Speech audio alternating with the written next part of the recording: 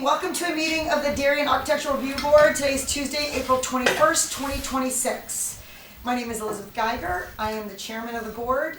With us today are Joe Muro, Jamie Stevenson, David Humphrey, Alex Lopatinsky, Anya Janis, Kate Pulselli, Rebecca Morrison, and Dave Riley.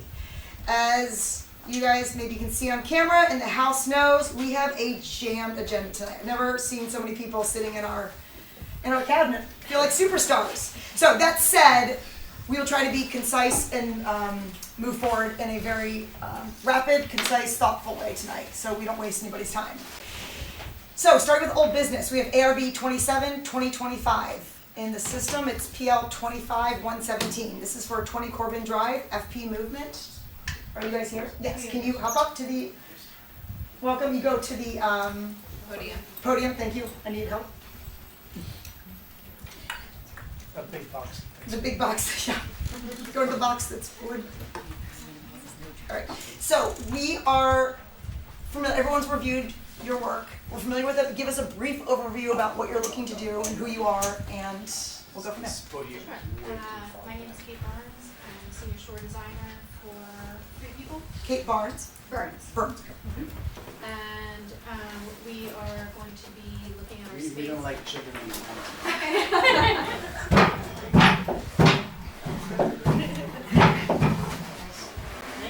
Thanks, everyone. Yeah. We are proposing our space for the Corbin District. This would be an FP Movement space. FP Movement, if you don't know, is kind of an offshoot from Free People brand. It's more of our athleisure line. So what we're looking to propose is our signage package today, which you'll see up on the screen here. Can you point where we're looking, where you guys are in there?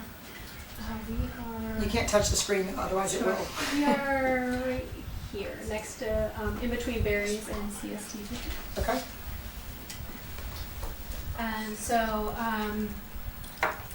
we are basically complying with the Corbin District's signage package. As you can see here, we have 2 storefronts. There's a north side and a south side, and we're on the lower level. Both of our signage packages are symmetrical, so the north reflects the south. They're identical. So we have a few wall signs, one in the front and one in the rear that matches each other. These are plaque signs. These are pretty traditional to our FP Movement line. It's not moving. Not moving. And so basically these are plaque signs. It's a rounded corner plaque sign that has a light pink finish on it with a pop color around the edge banding. And they will be externally illuminated. We have a really kind of like modern linear light that will kind of softly wash our pin-mounted letters that are applied to that plaque. Okay, so this is a very nice description, not exactly a great illustration right now. I have some extra copies. There it is. Okay. Well, you know, this is the problem is the memory of this is the graphic memory is not great, and so it takes a little longer than usual. Right, so sorry about that. No worries. Okay. So we have our FP Movement round corner plaque sign kind of above our double entry doors here centered with that linear light fixture that will be washing those letters that I just spoke of. On the left-hand window here, we have a decal, which is kind of our logo. It's in an iridescent film. We have some samples. That would be great. That would be simple. Like that, as well as the colors for the sign. We have samples as well. That's the other side.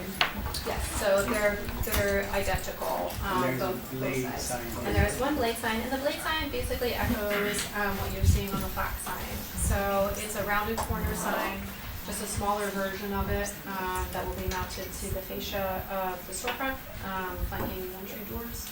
This is your wall sign. This is the wall sign, With the correct, light- and that's the linear light that's above it. We have some, this is a picture of a storefront that has that linear light You want with, to get Sure. closer?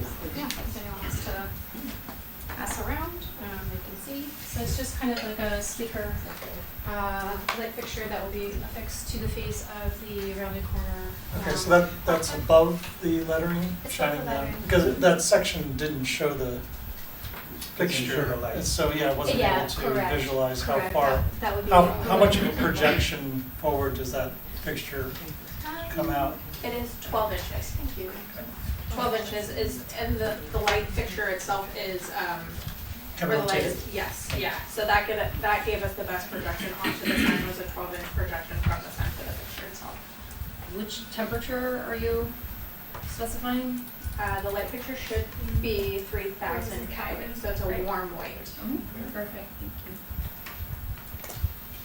Sorry, then- this is the blow up of the. This is the blow up of our Original kind of frame. FP movement logo.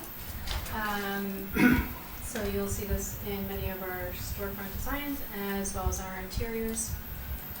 Some of our moves for the FP movement line is to incorporate an iridescent film. So this particular logo is iridescent. It's not opaque, so it does let light through, as you can see here. And then below that would be our tagline of the fitness, wellness, happiness, and that's in a white vinyl that goes beneath the iridescent film. I wish I can, if it works, I will go back to the facade, show the two together, right there. There you go. So you can see the Yes. tagline Right there. beneath the logo. So it still lets light in through the windows, so it's not like obstructing your view in, but it does add a nice like kind of color play on the interior of the store when the light shines through it. That is kind of very much a branding point for us. And we have our half moon glass handles on the storefront. We also have a sample of that. Or these. Yeah, that's those, and they also have the iridescent finish, and that is by one of our vendors. So these are all hand-made, so they're very tactile, and it kind of just reinforces some of those notes from the brand in terms of the iridescent finishes that connects the logo as well. Pretty. Yeah, it should be standard. So that's pretty much Okay, the package. comments, anyone, thoughts? One minor thing, Hervé just stopped. Yeah, this one? I might just recommend the centering vertically, maybe go off the top of the F instead of top of the T, only because this is gonna be up high, so the way that you look at it, you'll never look at it straight on. So it might be perceived as if it's lower than center. Although obviously the dimensions show from the top of the T to the bottom of the F it is centered, but that might be something you look at if you can get a perspective shot, from eye level. It might look like it's a little bit too low on the sign there. I think we were, part of it is because of how the light fixture illuminates and to get the light to illuminate on the letters in like an even wash. We have to get a certain amount of distance away from the top of the letters in order for it to come back and hit. So that's why it does read a little lower. If we did have like maybe a little larger of a side think- band, we could. To address your comment, David, I think that maybe because the lights are shown just as a line, even though they will be physically more opaque. They won't be like a transparent, just filigrane like this. You will read the space being reduced by having that light fixture on Since top. it's projected off of the Yeah, it's- sign band, right. you're gonna Yeah, read you still. through it, and there's gonna be more pink above the lettering. Let's actually Bringing it up. there. There's a render of this elevation in that package that I There think is? tells a much better story. it? Up top or bottom? No, it's not in that Oh, it's not in this PDF, package, no. it's in another. It's called FP Movement ARB Facade Set. That, right there. Facade set? Yep. Okay. With this vendor over there? Yeah. Yeah. Right- This Yep, one? right there, yep. Mhm. I had a question about the iridescent transom. Yeah, Is there a film that's gonna be applied there too? Yes, I'm sorry. That is the same iridescent that is on this logo here. It's just kind of a nod. We're trying to kind of pay some homage to the traditional kind of like architecture that's happening in the center. And although we might typically do an arch, would be our move, we were interested in kind of playing off the transom area in this particular location. So we wanted to Like use a Victorian. familiar material, but just use it in a new way. Yeah. Correct.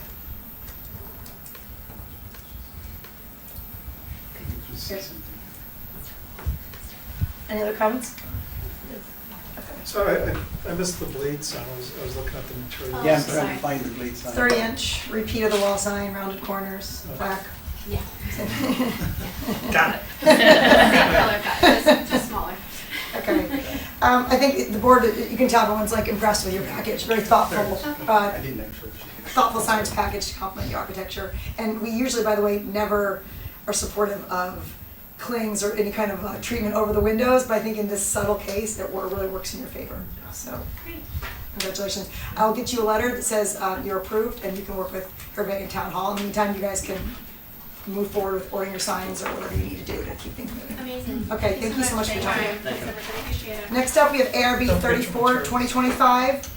This is 53 Old Kings Highway North, the Fred Astaire Building wall sign. Yes. And our viewpoint system, for reference, it's PL 25-137.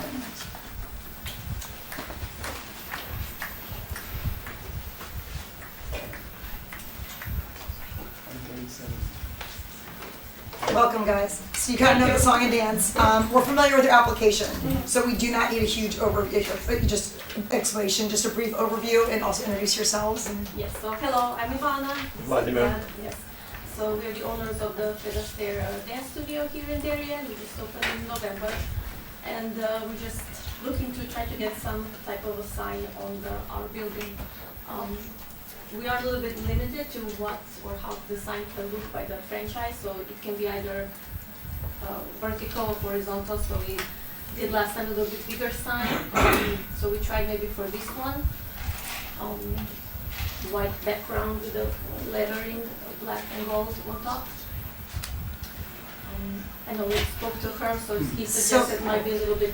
let me give you the background of what we said last time. So it's so glad to have you guys here. You guys look like dance studio owners. Yeah, beautiful. We're so happy to have you. Thank you. So the sign, personally, I think the sign's lovely. The struggle that we had with the sign, though, is its location.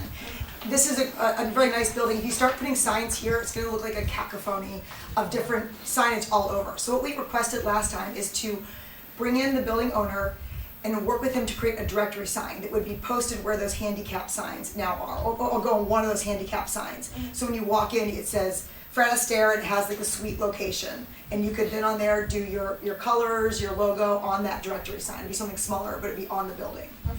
Does that make sense? Have you guys talked to the owner? Did you guys have this discussion yet, or what you can do, or the opportunity Well, there? he is open. He is open to everything what we want to put on a building. He's okay with that. But I know we spoke to her. He suggested maybe a hanging sign. You would be okay with that? But What was that, Hervé? Which one? Well, we had a meeting and we looked at, if we were limited to this window, it could be a hanging blade sign, parallel to the facade. That was one of the options. This actually, I think, looks nicer than hanging down and hiding the glass.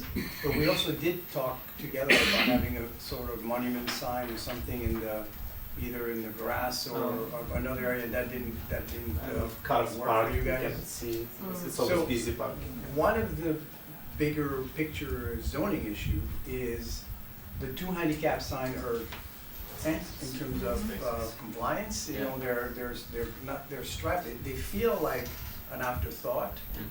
They're not. I don't think they're legally ADA compliant. And these prevent anything from being put on the face of the building. So if there was a tenant sign that listed 3 or 4 tenants or whatever they need on that brick, that would be great. Now it's impossible because of the handicap sign, because it takes the place of it.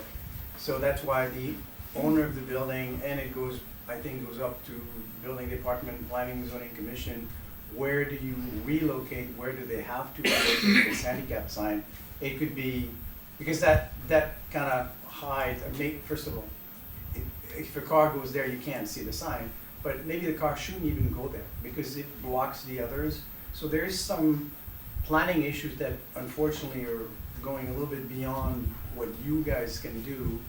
I'm wondering if it's a temporary location until, because it could take a while before that gets resolved. What about a window claim in That's the what meantime? Window thing, Okay. something as a window, just for now. Like you have a little more freedom there too, as long as it's 10%, but I think we're Well, looking your at. house, you have like 4 or 5 windows, Mhm. right? So Yeah. they have a whole bunch of windows. So if Okay. we said, you know, we can do a little bit more than just the, obviously 10% of this is not much.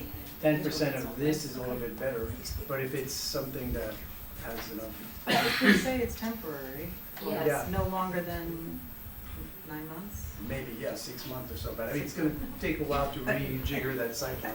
But I thought that's what our request was the last time, that building ownership come back with a. Yeah, I don't think the building building ownership, plan. they didn't, We didn't know about it, sorry, so okay. Yeah, we can contact him and let him know that to contact you and. yeah. It has to be more comprehensive. Yeah. Yes. All right. In the meantime, like, I think a temporary window claim, if it's bigger than 10%, I'm supportive of Yeah, that. me too. Just so that you have eyes on the building and people can find their way. How big are you suggesting? I mean, how many windows do they have?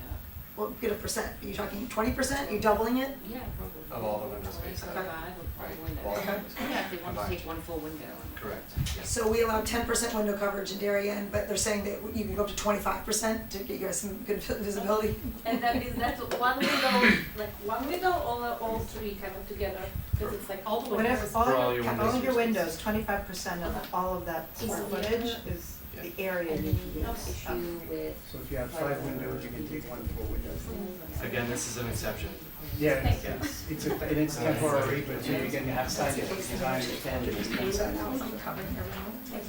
we have any recommendations on how to do that? Because it's a little tricky the way that the windows are. Yeah, I know it's difficult. Yeah. Is there any requirement for fire departments to see into windows or no? They have all these windows, And it's all one big space? it's a good question. That's the only thing that you need to make sure that you're in compliance with the fire code. Okay. But if it's somewhat of a see-through and then there's, maybe the Yeah, if logo it's gets just blown letters. up and fit in one of those vertical panel, and then, I don't know, how did you just, Kevin is in the room, he's very creative with it. Maybe you can do some sort of vertical signage that works behind the window and that would be not completely opaque, but enough of a, Like a standoff. the logo could be opaque itself because it's not gonna take the whole window, but then the Fred Astaire letters. Yeah, if you put the dancer on one Yeah, of the- dancer goes put here. the dancer there And and then put Fred these two Astaire have Fred Astaire or Fred Astaire and something else, dance below, studio. or above. But we cannot change the Vertical. name, yeah. You just do it up top, split the windows so Fred's like Fred and then stair Yeah. up top like that. Hmm? You do like a top Band. Top band. band. Yeah. Like They, the upper. it is interrupted by the mullions though, so Yeah, that's the problem. maybe with Fred this. and then stair. Interrupt by that. Okay, see how. I mean, it's temporary, so. But because it's temporary, you can come and meet with me, we can try to resolve it and then just do without a permit because it's a temporary sign. Temporary signs don't require permits, so they require direction, right? Okay. Okay, perfect. Yes. Thank you so much. Okay, you're welcome, thank you. Thank you guys for your time. Thank you. Okay, that completes our old business. Now on to new business. ARB number 54, 2025, at 0 Market Street, Corsica, in the Corbin District. In Viewpoint, this is PL 25, 2025. If they look like dancers out of Central Casting, what do we look like? Ah, true. Thank goodness. They did look like they should They be on. did. I was Now we impressed. can dig into I was it. impressed. Hello, Hi. how are you? Good. Apologies first. I've been running restaurants in Connecticut for 30 years and somehow have avoided Darien until now. So we're Wow, excited. we're so happy to have you then. Missed. Great. Missed. We keep on popping over. So who are you? Hi, I'm Adam Halbert. I'm with Barcelona Wine Bar and Corsica Wine Bar. Most of you know Barcelona. We've been around from Norwalk to Stamford to Greenwich, West Hartford, everywhere. Chelsea Meeks is our head of design and development. So 2 years ago, most of you know Barcelona created Bar Taco, right? Cool. We're separate companies now, which means we get bored doing the same thing over and over again, right? This is the fault of any restaurateur. So a couple of years ago, we opened up a restaurant actually out in Denver called Corsica. It is, if you think Barcelona, but make it French and Italian instead of Spanish, right? So when we started to look around and decide what we wanted to do next, David and I have been talking about this now for 4 years, 5 years at least, right? He's been working, I was on the Corbin District for close to 20, over 20. 21 this year. 21 years. So we knew that we wanted to be a part of it. We weren't sure exactly where and what we wanted to do. So we're really, really excited to bring this closer to home. Our offices are based in Westport. I live in Weston. Got a ton of friends who live in the neighborhood. So we're excited. We're going to, David Luffley's entrusting us with this sort of jewel box smack in the middle where he evicted the post office. Before. Sounds aggressive. I know, it does sound aggressive. Okay, show us what you got. Yes. Yeah? Yes. Yeah. Curvey, just scroll down and see what these guys. Okay, let's see what we're doing. Yep. So it's that corner. That's the corner. That's the corner.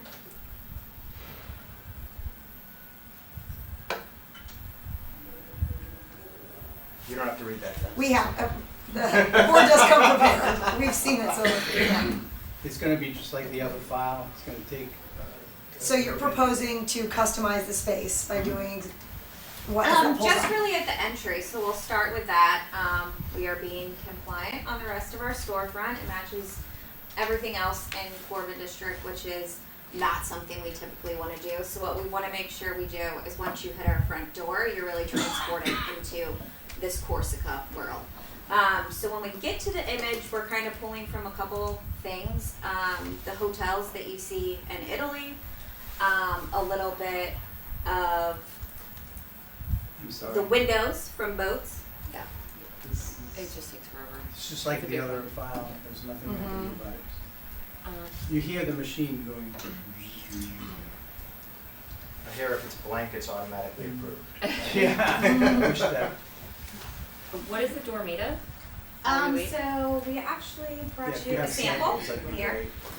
So it's hot rolled steel that's been polished. Okay. And it kind of coordinates with that original Corbin sign that I think is being relocated.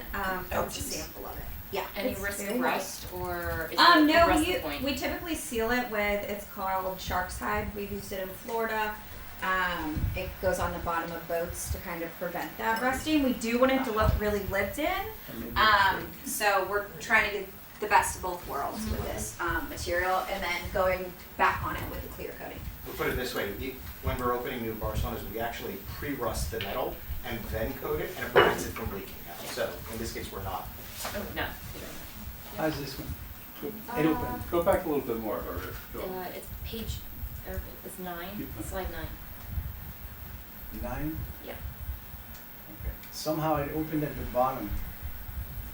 This is great. It seems like it's all there now. Yep. Or 8. One more. Catching up.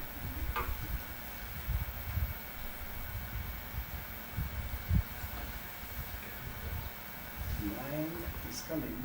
There's 10. That's the door. That's work, that's fine. You want 10? That's fine. Here's the door. Yeah. Okay. What about 8? Yeah, that's it.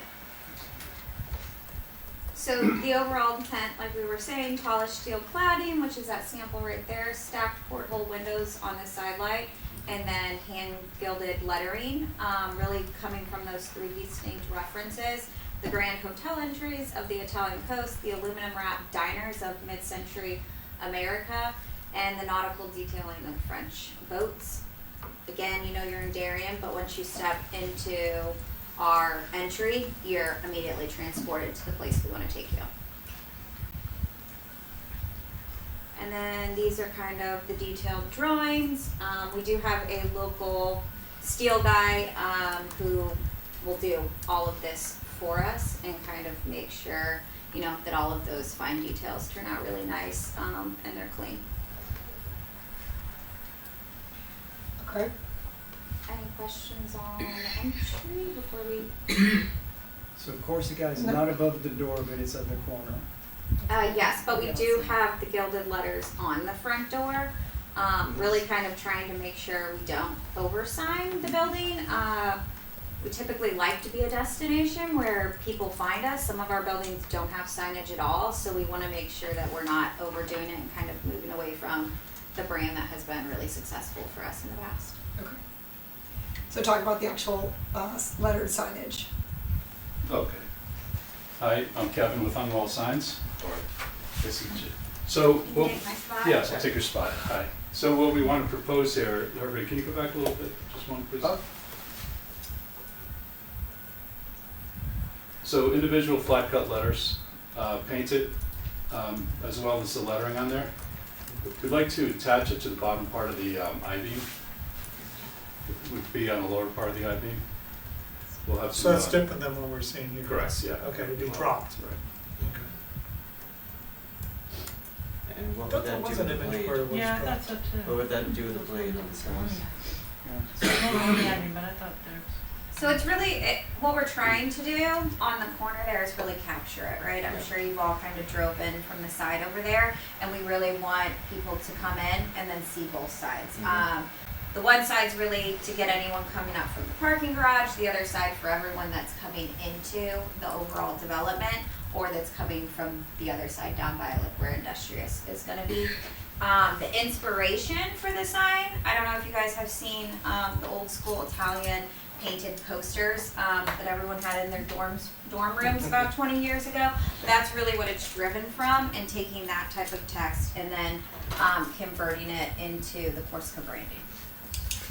Yeah, it reminds me of Santina, which was a Danny Mayer restaurant underneath the Whitney back in like 2015. Sure, absolutely. Except on like more industrialized, but that's definitely the vibe, and I'm here for it. I like it. Like, these are individual panels, right? Correct, That are- right. And they wouldn't be hand painted, we would hire someone to come in and hand paint them all. When we think about color scheme, we're thinking about like if you're going to a Mediterranean beach, right, on the coast of Riviera French, Riviera Italian. What are the colors of the umbrellas that are going to be sticking out, right? And that's where sort of these greens come in. And then, like Chelsea said, right on this sign, it almost leans into, like you see that the letters are tilted a little bit. It's sort of leaning into like what you might stencil onto a race car, so to speak, right? If you're driving through the coast. Any illumination here? No, Okay. What are the panels of the letters made of? aluminum, Aluminum. How thick? quarter inch. Okay, and then what is the mounting on the back? Because if that's hanging from the canopy and it's out like, what, 6 feet or so, you're gonna It'll be- see the backs of them. It'll as be right well. below the return on the I-beam. Yeah. It And would just I be think like, the- yeah, Not this finish image, on the right. back. Yeah, So nothing. so, nothing- yeah. It'll be it's- directly below the I-beam, the lettering. The sign will be directly below. Yeah, the but I'm I-beam. thinking of, you have a rod coming down, you have a 1/4 inch thick piece of aluminum. Does the rod go in, and how, what kind of attachment, because that, You're gonna see it. there's on the a backside that's gonna be, that's Oh, visible. when you're underneath looking Yeah. at it? Yeah. Yeah, I think we could probably come up with a very intentional detailing. We're not one to hide attachments and things like that. At Barcelona, and we're kind of repeating that in Corsica. We're very about it looking authentic and handmade. So I don't think we would try and hide that at all. It'd probably be a bolt or something that comes through. We'll obviously work with him Yep. on how all of that will come together. But I think the idea would be that it's very intentional. It comes down, it connects to that aluminum panel, and it's probably like a bolt, something that goes through the entire thing and is finished on both sides. But we could definitely come up with a detail for you guys to look at on that. And in general, if it adds to the experience, if you're like, wow, the way that that is bolted together looks cool, Yeah, like, that's- we would keep it. to me, that's as important a detail as the Absolutely. lettering. If for whatever reason we felt that that wasn't achievable, we would find a way to go. Even like a cool, if you're going with the industrial, like a cool weld Yeah. or something, a bead that you see, Yeah. so it looks like Yeah, it's, Ted could do that. Sure. because that's kind of old world, how they did things. Yeah, Versus absolutely. bolting. Great I'd idea. also probably say potentially consider something thicker than a 1/4 inch. That seems somewhat thin, considering it's gonna be hung from this big ivy. Especially if there's gonna be detail, you know, there's an attachment that's like a weld or a bolt. You know, you do that if it's something more substantial than a 1/4 inch piece of wood. Yeah, I think we could also possibly explore going to steel. Sorry, Adam, I'm blowing the budget, but a 1/4 inch, right, of steel Yeah. just looks and Right. feels a lot heavier than the Yeah. aluminum wood, so we could also explore Yeah, that sure, option. yeah. And then the guy that's doing our entry could just roll on over and tackle our signs up for us. Yeah. And the blade sign? That corner. The It's a cube, cube like, sign. I should have said that. I think that's. So this is really unique, right? It's really great, cool looking blade sign. How we want to illuminate it is to put a cap on top of it. There's a drawing in there as well. We know we can't do it internally, so we'd like to put something along the top. It's actually like this drawing here. I see. A little oversized by 2 inches, so we'd have a 1 inch return, and the lights will fit right up inside, In the general. all the way around the perimeter, and it'll shine down on the sign. And 3,000K. Yeah, exactly. Yeah.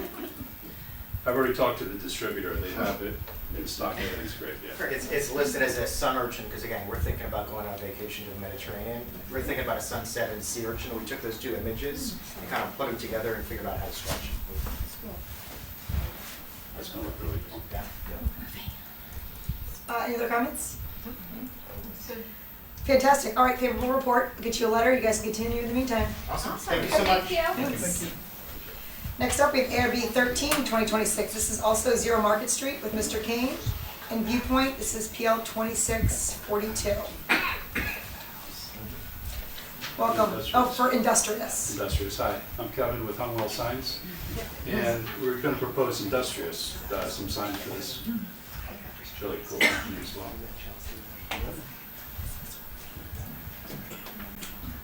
Kevin, you're never gonna take vacation again. I know. I'll tell my wife. Any of those? Yes. Yeah.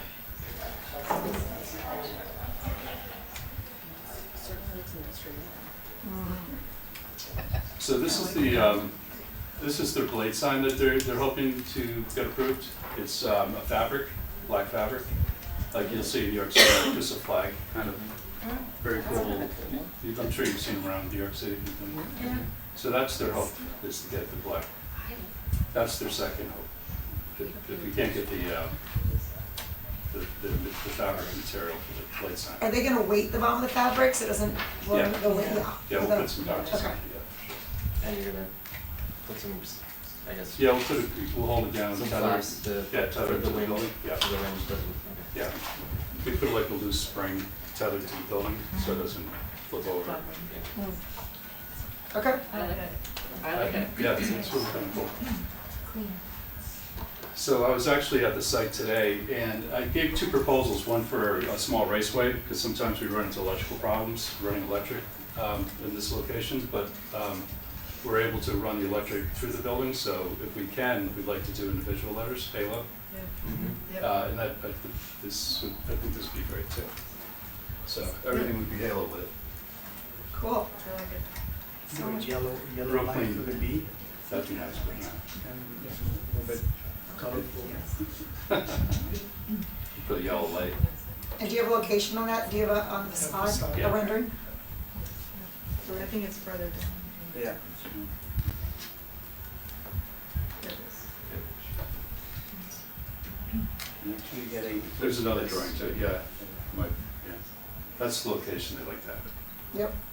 But if you go down a little further, you'll should see. With the old blade sign, right? Oh, there you go. Yeah. Okay. Cool. I think we can go, I think there's one more that shows you the building.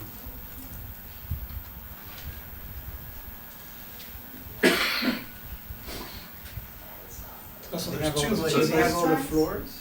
This is a really cool location. It's like all the way towards the highway. Yeah. This is the parking garage over here. Yeah. So- back. Nice and clean. 2 blade, that's 2 blade signs right? then?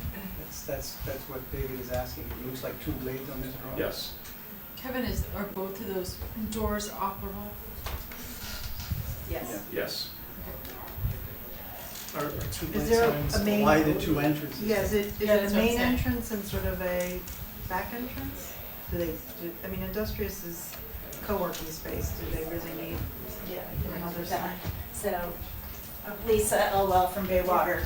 So this is gonna be their main entrance that they expect most people to use. This is also their entrance that people will still kind of use, like your back door, but it's still visible.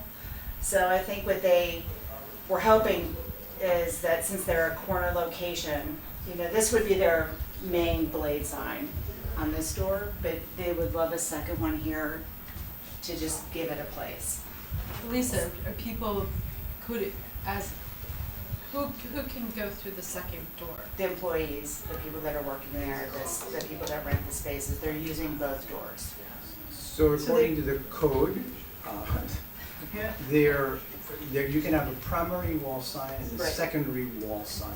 Right, It doesn't talk about two blade signs. Right. You get one blade per, but if you're a corner location, so if you have two separate facades, yeah, you get a blade on one and a blade on the other. Correct. In this case, this is the same facade. It's not turning yeah, the so corner. it does turn the corner, but there's no entrance on it. It backs up to 95, so it wouldn't be a Right. facade you would put So in they, signage on. this would not be quite written in the code. What would be written in the code is having a little thing that says industrious above that door. Yeah, Now you get your primary wall sign, your secondary one that's supposed to be 7 square feet max, which is gonna be fine. yeah, And then your primary or your blade sign, the one for that one facade that's allowed to be there. sure. What do you guys think? I think If they had a little lettering above the door, Yeah. instead of a second blade, just And say you could put the B industrious. logo on the door as a claim, I mean, that could be. Right. They could do that as well. Yeah. They knew that, in all honesty, they knew that you might feel that way about the second blade. So Well, they wanted to run also it by it's you to because see it's what written you that would And do way. you say. even have to write industrious not on the door? like Can you that. put the B The on B, the yeah. door? That's what I was And, thinking, mean, yeah. the tenants are gonna already know that's Yeah. their entry space. Visitors to Industrious would come in through the main entrance, right? So I think designated with a cling of like the B on the door, Sure. That'll do it. it'll do it. Yeah. And it'll look cute. The B's really cute, I think they'll be fine with that. Okay. Yeah, absolutely. Okay, Yep, One So B- something on the actual door itself? Yeah. Yeah. a yeah, cling on the door, but not the second blade. on the second The door. little, Yeah. little B. Yeah, and like Alex is saying, the logo, not the actual, it really, Right. it needs to be. Yeah. So no, how about it be on top of the doorway? On top of the door? Lip gloss. Yeah, I think I would put it on the door. On the door, looks Yeah. good. Yeah. Just checking. It's the busy B entrance. The worker Kevin, bee. just going back to the Worker blade bee. really Lisa, fast. you always know me, this Make is sure a it's revolving door. If you guys get there and it's not Make sure working, it that side doesn't feels go flat, in. it's Yeah. used more than, Sure, this is yeah. a second conversation, right? Yeah. This is not Yes. this. And then wind Got catches it. So let's start conservative and then Yeah. build if it, and you, We appreciate that. That's perfect. okay, great. Okay, All right, favorable report, I'll make that change in our letter. thank you. Thank you so much. Next up, Kevin, don't you go anywhere, big guy. ARP number 11, He 2026. said it was gonna be fast. No.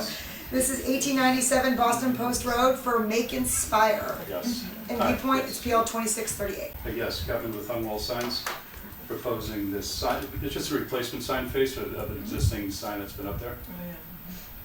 Which one do you want? The last one's, let's see. No. Sign Sign Yeah, it out. that'd be fine. I think there's a building there. Right, that's what it looks like. The sign is there. This is what, The This sign's is- already there? Yes. It's a, yeah, it's They've got kind of a, approval for forgiveness rather than approval for permission.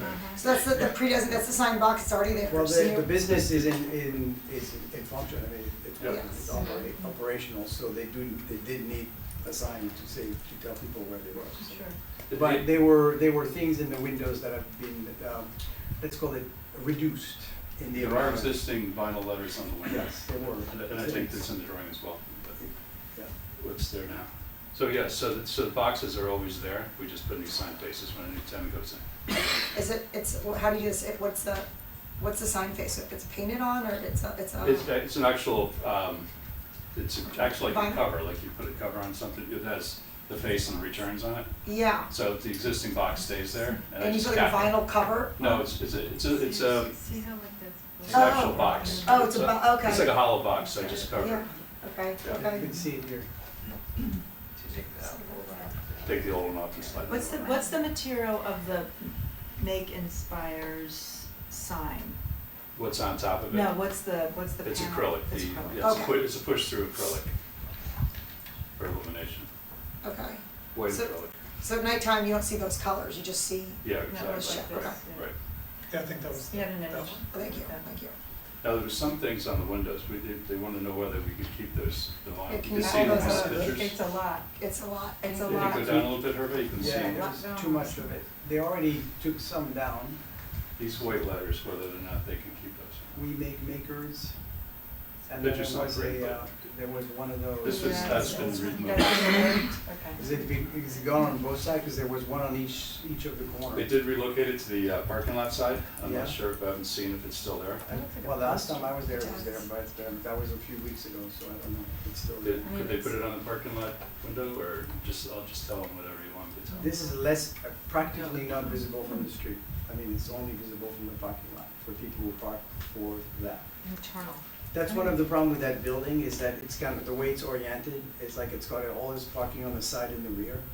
And then from the Boston Post Road, you don't come up to it, so they've had, I mean, for a signage person, it's a little challenging, so. But somebody who's parking in the back is intentionally going to that space and would Right. see the front door. Yeah. And to me, I think it's, I If- have no problem getting rid of that. I think if we let it happen here, then Yeah. you gotta let Yeah, it happen yeah, in a lot of okay. places, and it Yeah, looks like a poster. Yes, it is like a poster. It's a It's better actually with location for suction, that we it's, make makers. oh, sorry, Jane. I'm sorry. It's a better location for that we make makers. Yes. Yeah. On the parking lot side Yes. versus the front. Agreed. Yeah, This is just applied with suction cups anyway, so it's not glued to the window or anything, so it's pretty easy to remove, not like some other signs. And the vinyl, the white vinyl letters on the front. those are fine, but to Jamie's point, we're putting your letter, to consider moving those to the parking lot side, it would Oh, look nicer okay. over here. All right. Or could they repeat it? I mean, Or repeat it's- it? Yeah, it's less than 10%. Okay, yeah, Repeat it on the side. Yeah, but if they move that sign, it's big enough internally, the make, the rainbow. That could be on a wall. like an Right, interior you're gonna see it wall. inside. Yeah, they can put it You're- inside as well, yeah. right? Yeah. Move it inside. Right. You're gonna see it through glass. All right, so recap is okay with the wall sign, remove the Remove the poster. square poster, and then apply remake makers instead on the side window. or they consider, they facing don't the have front, to. They don't have consider. to, right. if they want. So Kevin, that's a favorable report, I'll get you a letter, which is, and I'll note those changes. Sound good, everybody? Sounds good Anybody to else? me. Am I wrapping too quickly? Nope. Okay, ARB number 21, 2026. This is, oh, Kevin, for God's sakes. This is 340 Heights Road at Heights Crossing. This is the directional sign. This is the last one, I think. In Viewpoint Online, this is PL 2657. So, yes, hi, Kevin with Humwell Signs. We're proposing, we need some directional signs for Heights Crossing to let people know where Raphael's and Heights Liquors is located. You sure you can't find the liquor store with all those giant posters in the front? Ah, yeah. Okay, just want to make sure. Follow up on that one. So what we're thinking about is trying to mimic what's up there at Palmer's, if you go down one, Hervé. They have the similar, almost identical. Theirs is actually a little larger. I don't know if you can really see it. This is what they have, just to let people know what's on their property. And this is kind of what we want to do here, because, you know, you can imagine people want to be, we're back there, so. Because it's hard to tell, obviously, from Heights, there's no way to let people know that they're back there, so. So it'd only be for the back tent, so only 4 of those will ever exist. Would be Yeah, additional right, no, signs yeah, here? that's it, yeah. Okay, 3. 3, yeah, plus the arrow. I get the challenge. And what are the specs of the actual boards? The 18 by 30. 18 by 30. Is Palmer's that consistent with the Palmer's? Palmer's is 18 by 36, so I measured it the other day.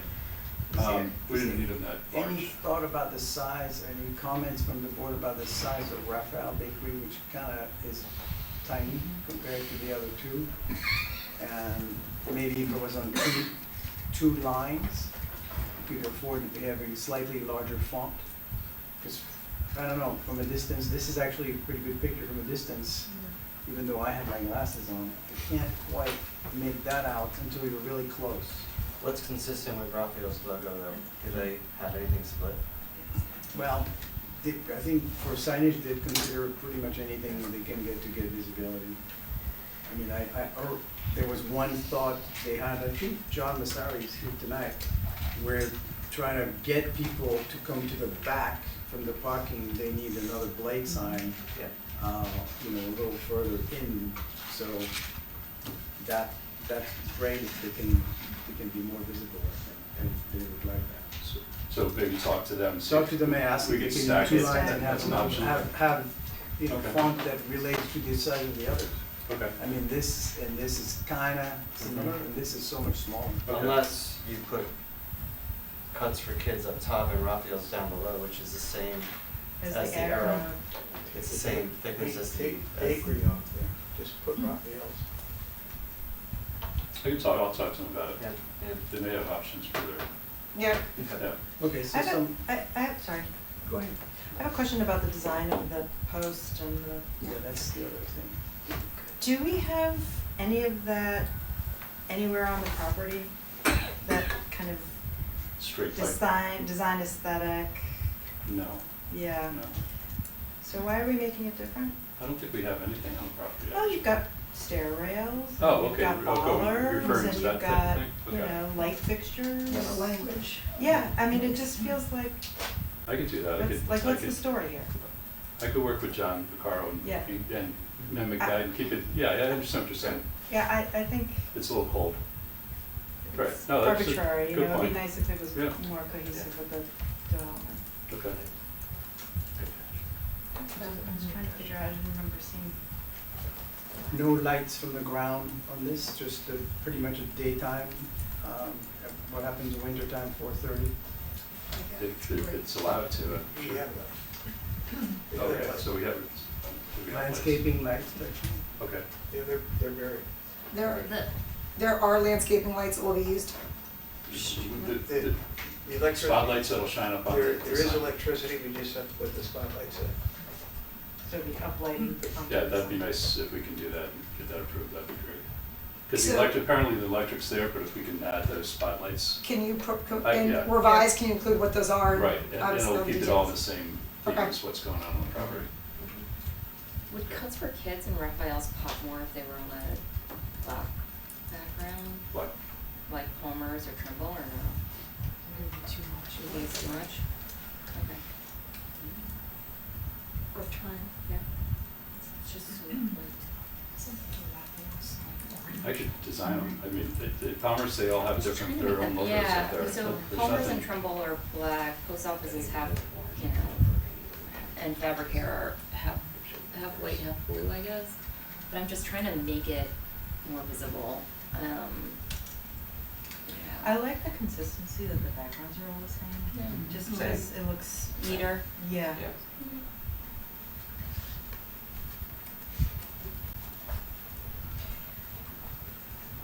Okay, a question for the board. Do you guys want to see this again? I assume you guys want to see this again with the new, Yes. okay. All right, Kevin, we'll see you next month? Yeah, Yeah, with this one? We'll do, Yeah, sure. we'll put this on hold to see a new proposal that has maybe a couple versions of the post yeah, and include the lighting in the proposal. Okay, yep, okay, great. Thank you. thank you. Oh, and you're gonna update Raphael's board possibly Right, to be I'll more talk to them legible. and see what we Okay, can do. Okay, thank you. great.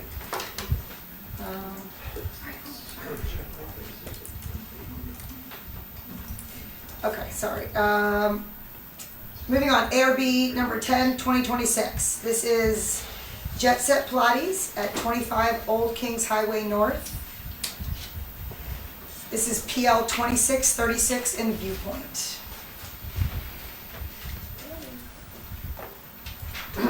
Hello, everyone. Okay.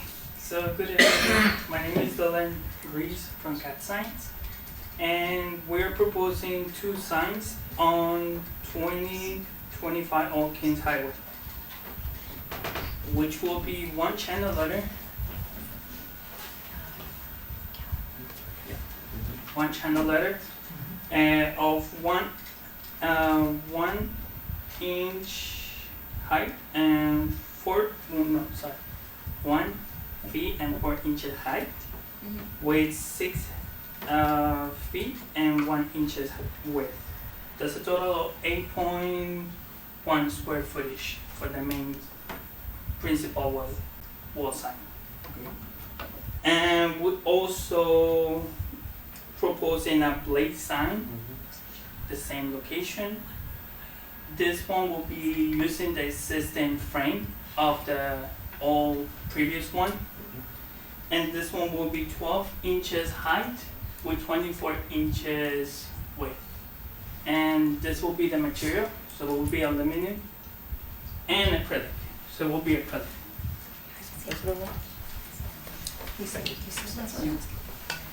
You said channel letters for the wall sign. Did you mean Yeah. channel, you mean lit? No, it's not channel letters. It will be a FICO. So it's just the letters. Just letters? Yeah, Like it will be the flat. same material. Yeah, Yes, no flat. laminated. Yes. No, just flat, yeah, okay, but not acrylic, but actual dimensional letter. The thickness, it will come out, the projecting will be like, right here. If you see over here, this is the projecting. Okay. It's just like Okay. 0.5 inches projecting. It's very thin. With a slight gap behind, so it's. Yeah, would be the spacers of the mountain. I like it. It's great. Very good. And that's the name of the business, is Jet Set Yeah. Modern Pilates. Yes, sir. Is it Jet Set Modern Pilates? Yes. And the blade sign, I'm sorry, is that acrylic as well? Is that, Yeah, that it will be the flat, same material. this will be a very thin blade sign. Or I you can get think the material- blade sign, if It's an inch and a half. it's an inch, yeah, it's a little bit more, but it will be the same material. Huh. The It will letters be still made out of the projected. same material. And the letters, yeah, projecting or? And that one will be using the existing frame, which already over here. You go down a little. How about the letters? The letters look like they project a little bit. So all is paint. So it will be They're paint. painted. Okay. So there's no projecting anything, it's just paint. Okay. Yes. So what's the 1/2 inch shown here in that section, the logo? So yeah, the thickness of the material. But the Jet Set Pilates moderns, it will be The painted. panel itself is 1 inch.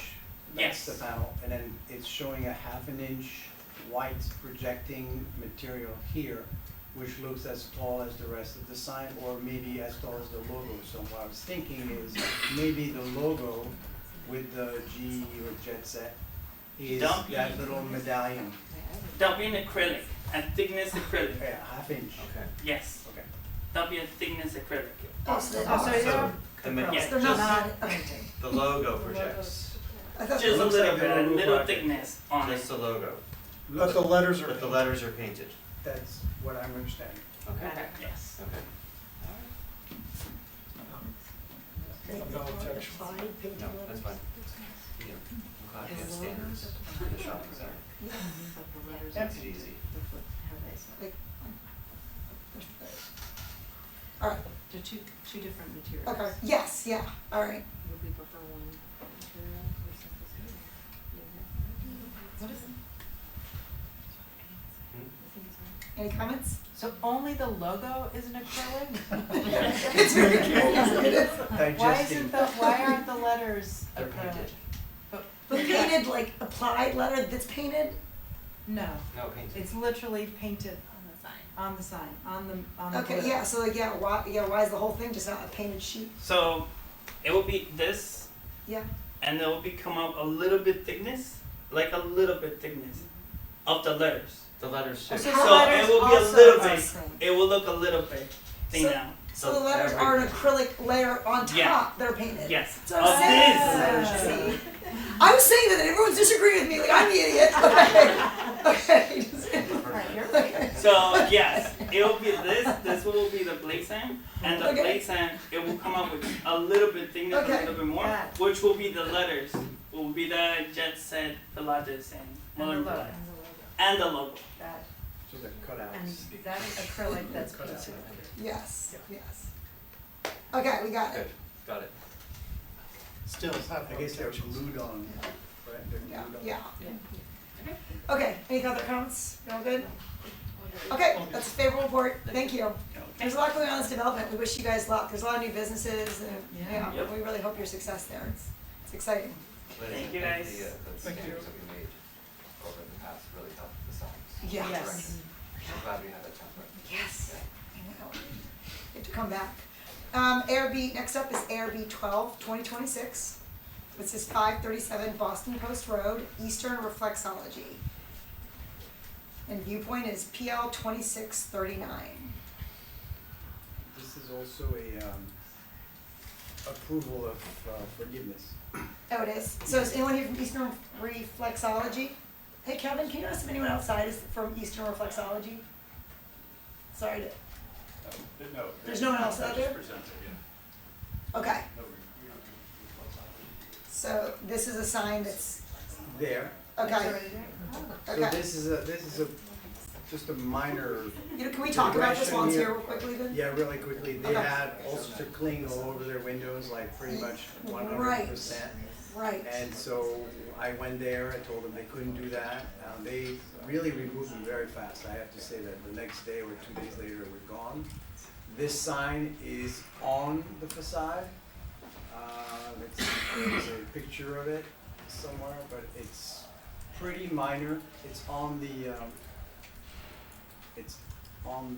soffit, there it is. So this is not actually a rendering, it's kind of a rendering, but this is the sign that's there. There's a band that's under the overhang with the gutter, and this kind of works with their front door, so that when you come from the parking, you know where things are. Instead of clings, because they do massage and things, they put privacy shades. I think it's evolving into a material that will be a little more Okay. upscale, but I think we're communicating with them, and the key is that they're respective and responsive. Okay. Okay, so that sign is perfectly compliant in terms of size. It's actually smaller than what it could do, but. Okay. And it's a metal, it's like a metal, it's like an aluminum sign, Okay, oh, okay. Painted leather. painted sign. See, Hmm? correct me if I'm wrong, and maybe I'm wrong. Those windows are gonna be really hard to make look, use any sort of fabric look decent, Yeah, right? that's. So you like, see- it seems like it should have like some sort of like film on those windows Like a instead blackout. of Like a opaque. opaque film. We have a lot of opaque I don't- film in town right now. But like, I what don't else are you remember gonna if do? we- Or like, what if you What did happened like to the to, shade? Like Is there any like privacy? blackout shade. Kind of do privacy. I don't know what the, where they're gonna mount it. Well, It's gonna- Kevin is gone, On but the frosted, inside. frosted is a big topic these days. Yeah. But on his point, there's a ton of frosted windows going up. It's, now we're starting to look like a I would frosted mu- window I town. would much prefer having like a roll down shade in case that. Yeah. That's what I, that's If what I that business suggest. goes out of business, then, Yeah. you know, you don't Yeah. have a. I would They do can it, mount it because higher too. I just feel like we need to They could specify go above what the we transom. need to Yeah. do. I agree. it's mounted on the inside and Above the then transom. Yes. above the transom. Yep. Final point on the frosted, I'd like to remind us all that frosted was suggested for, the coffee shop, what's it called again? Oh, Gregory's? Gregory's, Yeah. and we were so allergic to it that we went with the mirrored option, but we did not want frosted. We have been very adamant about frosted, and I don't remember like approving any frosted in town. Like Then just specify the word. It's been 5 years. Just There's specify the there's a few frosted windows around Hyde They're doing Park. right Oh, now. I am, yeah, so I'm just Yeah, those noting those- that this board has never We approved have not frosted seen windows. those, yeah. All right, I'll communicate with them that they can put a clean looking shade inside that looks like, you know, Asian. I mean, it gives it texture too. Yeah, like a roll down shade on the inside above the transom. Yeah.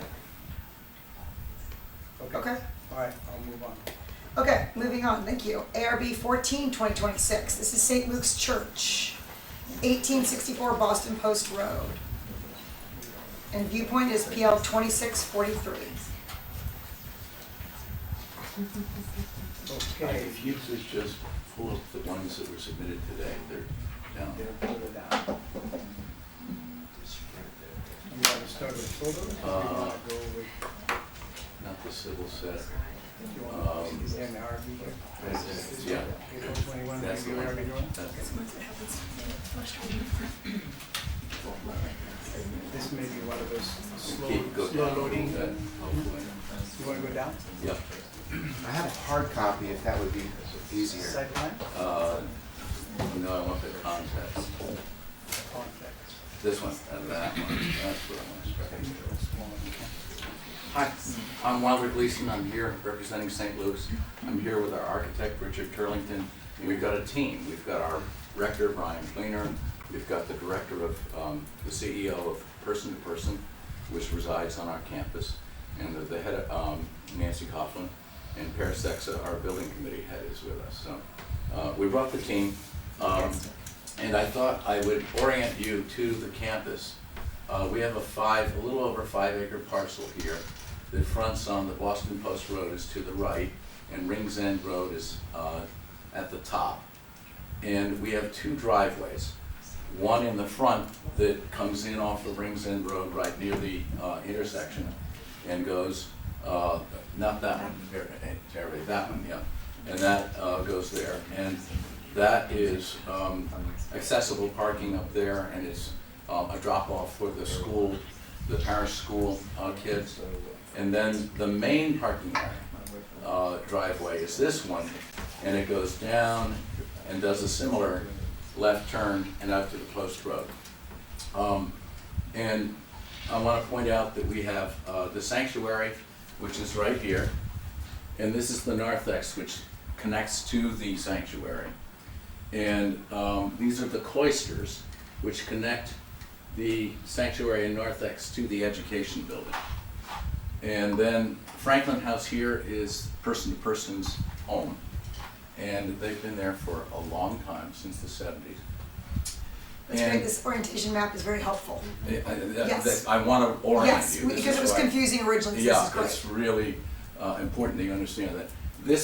It's labeled garage, it's the food pantry. Yeah. The surveyor labeled it garage, it's been a food pantry for 25 years. It used to be a furniture storage facility, transformed to a food pantry. And we are proposing, there are a number of sheds in here. They're 20 years old, end of their useful life, dilapidated, need to get rid of them. And P2P, we are going to put an addition on this, which is the main focus of what you're going to look at tonight. It's 730 square feet with a 7-foot depth front porch. And then we are reconfiguring the parking lot. If you look at the parking lot now, there is a curb cut right into here to get to the P2P garage. And people drop food off and they go in and they drop clothes and other stuff for the clothing center. And that's sort of P2P's entry. And then we have another one here that comes in to the Youth and Community Center. And that's confusing, it's inefficient, and we're going to break through here when we remove the shed, cover this up and have a single aisle that creates here that goes out. The other piece that we're doing, so in terms of what we're doing, then this is the Anderson Youth and Community Center. This is the section, which is a lower section, which is the youth room. That's where our youth have their meetings and everything else after that. And as part of this program, we're proposing to add a sport court, a half basketball court, and to add lights to it. And we have, one of the mottos of the St. Luke's is to be a good neighbor. So anticipating that our neighbors here would have issues and our neighbor here would have issues, I've already met with the Tangneys who own this property. They have no problem with what we're doing, because we've stipulated to them that the lights will only be on until 9:30 at night. And we can set them up with a timer that shuts them off at 9:30, and that they can only be turned on from inside this building. So you don't have interlopers coming in and turning the lights on when they're not part of the St. Luke's community. And so that's where we are in terms of what's going on. Let's go to, let's see, the other thing is we have a steeple here, which is 170 years old, something like that. It's being repaired as we speak. If you've driven by, there's scaffolding going up. That's a huge part of our campus campaign. It's being essentially rebuilt from the inside. Is there any other site work being proposed as part of this Yes. renovation? So I want to go to the, let me just think if I got everything. The repair did not fall under the ARB purview because it's literally mortar repointing. So Yeah. the stone stays, it's just all, there's no change to color. We're replacing. or roof material. Yeah. Okay. Okay, so let's go to, if you can, site plan 1, SP1, which is this one. Okay, so there's 4 areas where we're doing things. Oh, and I forgot to tell you, but there's a playground for the kids behind Franklin House. And looking at this, Richard said, that doesn't make a lot of sense. Because all the kids in the education building have to cross the busiest driveway on campus. And we have these little things they hold on to, it's like 8 feet, and they're just really cute. That is but cute. It's just not sensible. So what we propose is to put them here. And this is a lovely area, it's nice. We're going to have to, the playground equipment is not part of this. We realize today we're probably gonna have to get a variance for that because it's a structure in the front yard. And we'll come back on that if we need to. And won't it require a gate, some sort of fencing Oh, yeah, we're along the gonna street? have, So we that'll have a fence, and we'll get into that. We have the fence, and we'll show you what we have a menu for you to select from. Great, that's amazing. Which Richard will explain to you. But, so, the playground is gonna move from here to here, and then all the kids can then access without crossing a driveway. Really important. Safety and accessibility are sort of the themes of what we're doing here. And we want to make our campus accessible. And right now, it's hard to get into the sanctuary, so we're going to put an accessible ramp here that goes up to the narthex and lets people in wheelchairs and otherwise get right into worship in the sanctuary. And this lower parking lot is 4 to 6 feet below the grade of the cloisters. And so we are going to put an accessible ramp there. And that will be landscaped. So you don't see the walls, the retaining walls.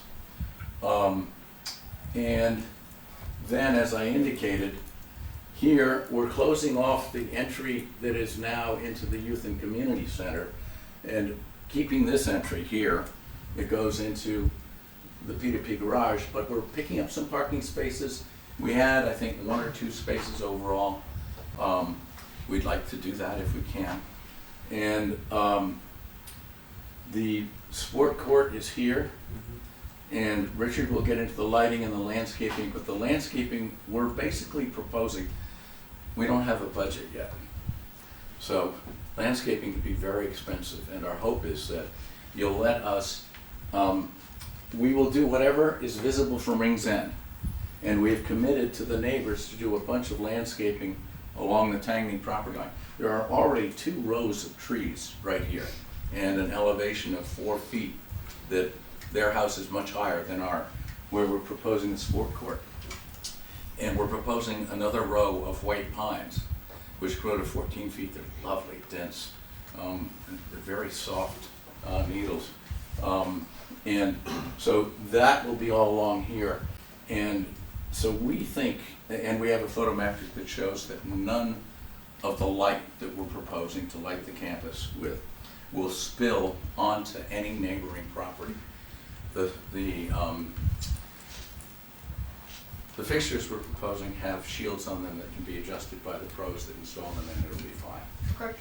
So are we talking more than just the sport court lighting? Oh, Is yeah. there more extensive lighting? What happened is 3-4 years ago, we redid the front, and with Richard's help, we selected really nice fixtures, and we have pictures of those, and take you through them.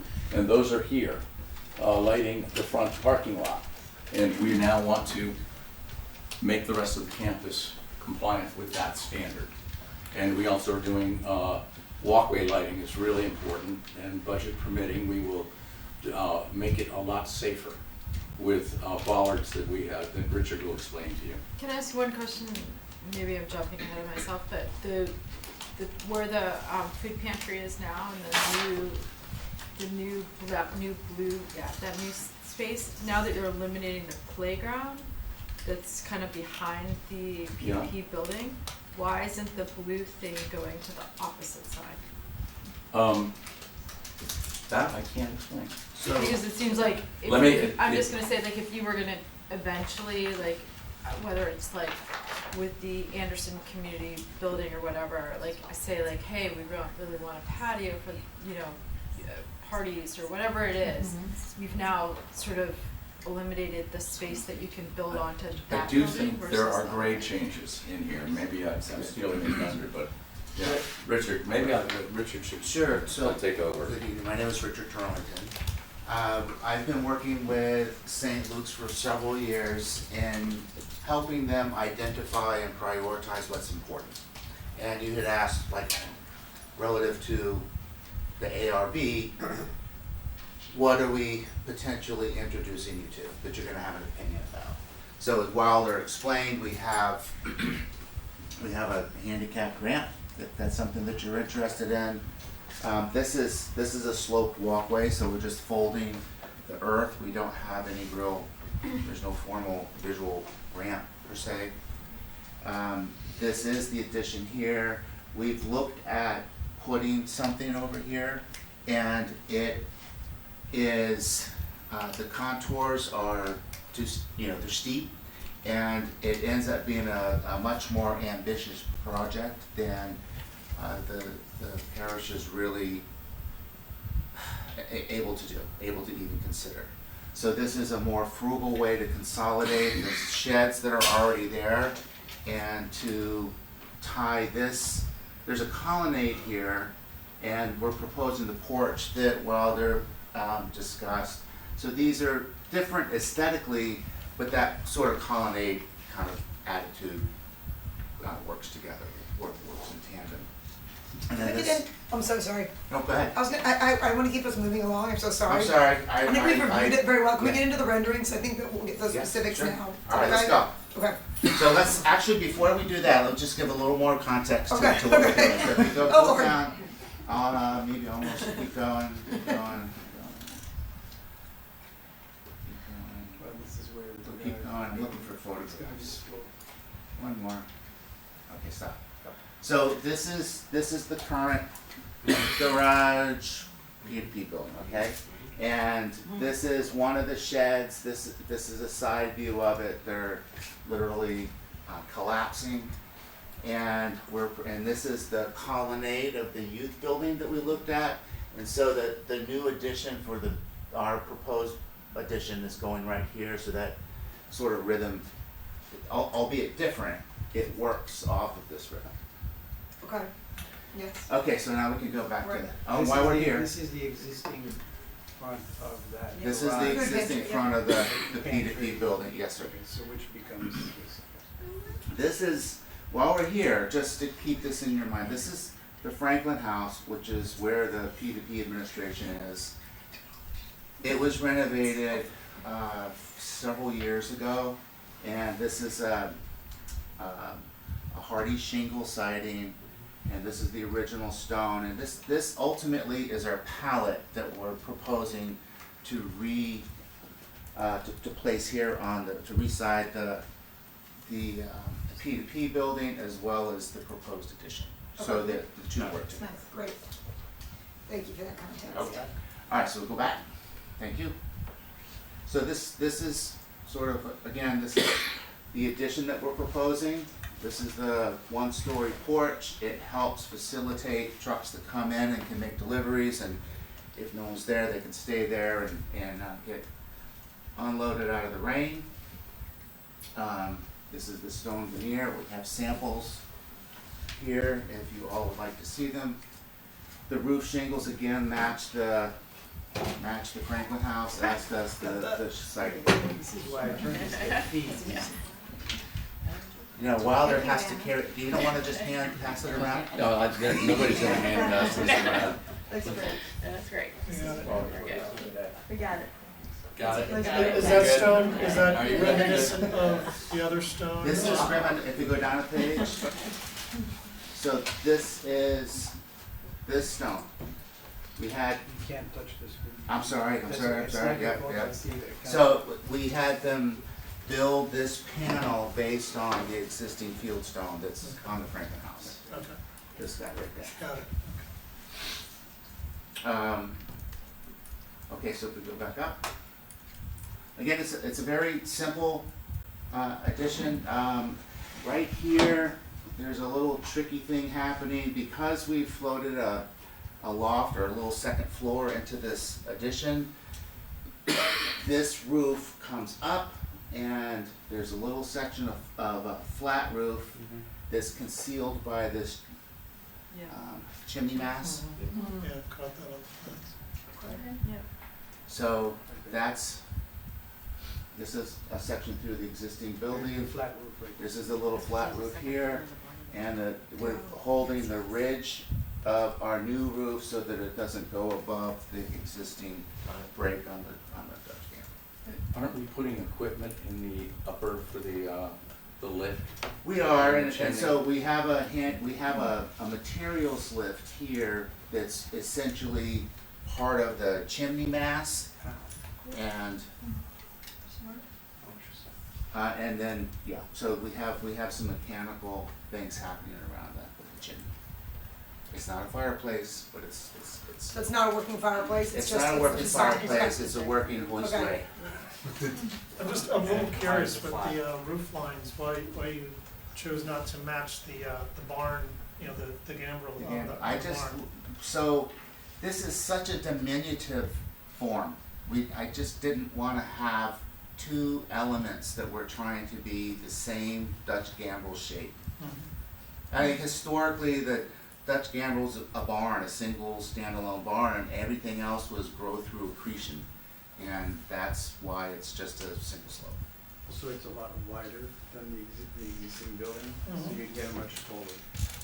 We have 7 feet 9 ceiling height on the interior of the second floor, so it's plenty tall. And the doors, why did you choose not to use oversized barn doors? It's like oversized, like 10 feet wide? Or- Yeah, like you So see this your is traditional. 6 feet, Is and that the these are 6 feet. I Yeah. can't really imagine them needing anything wider than that. I think scale wise it would look better, like traditional barn doors are Yeah. much larger. That's fine. I wouldn't disagree with Actually, on you. the rendering, it kind of looks like It does It look does look bigger. bigger. on the rendering than on the elevation. On the actual elevation, yeah. This door is 6'8", the entrance door, they're about 6'8". Well, then you have a second door next to it too, like a utility door. Yeah, so this is really a man door. This is more of a, a barn door-y thing, and this is another man door. It's proposed, and I thought that was gonna be your primary objection and not the width of the barn doors. I don't know, both. I think it's an opportunity to really lean into the style. Yep. And could the Why man do door you be have on the an- side? like Sure. Around the Yeah, corner? there is Yeah. one there now. Yeah. You can see, it's a very small building. Yeah. I like the idea of turning that single door to the other elevation, so that Yeah. it's not on that. Okay. And then really, making the barn doors a focal point. Cause the existing barn has those two transom It lights, does, right? yep, if So you go that back helps down a with the little door.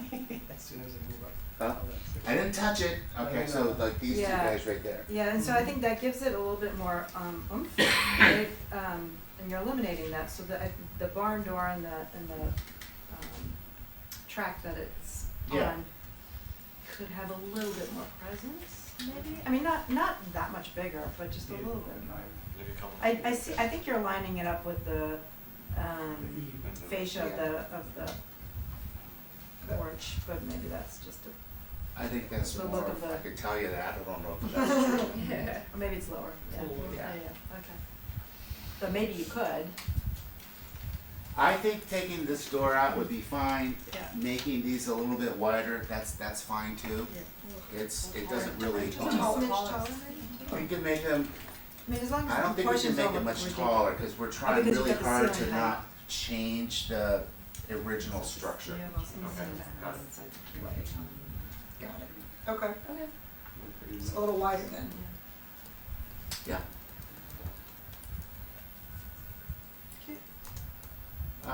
So that's really, I mean, and then on top of it, I don't Do you think have that, the other sides of the elevation for that? so can we Is there go? Existing light fixture over that? That's a good question. Existing one, yeah. So we didn't plan on any, building mounted lighting. We could, but we have, so what we've done is taken our 5 years of discussions with the congregation relative to security and site lighting to heart. And it's not that it's well covered by pole lighting, limited pole lighting and bollard lighting. So I think if we go down to the third to the last page,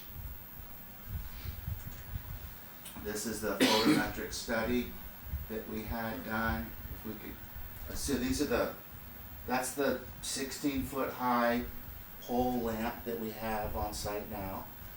And this is our bollard light that we have had there for a few years now, and we're replacing a lot of what is already there and then supplementing it with new. And if we go back up a page, so all of this white is low-level illumination.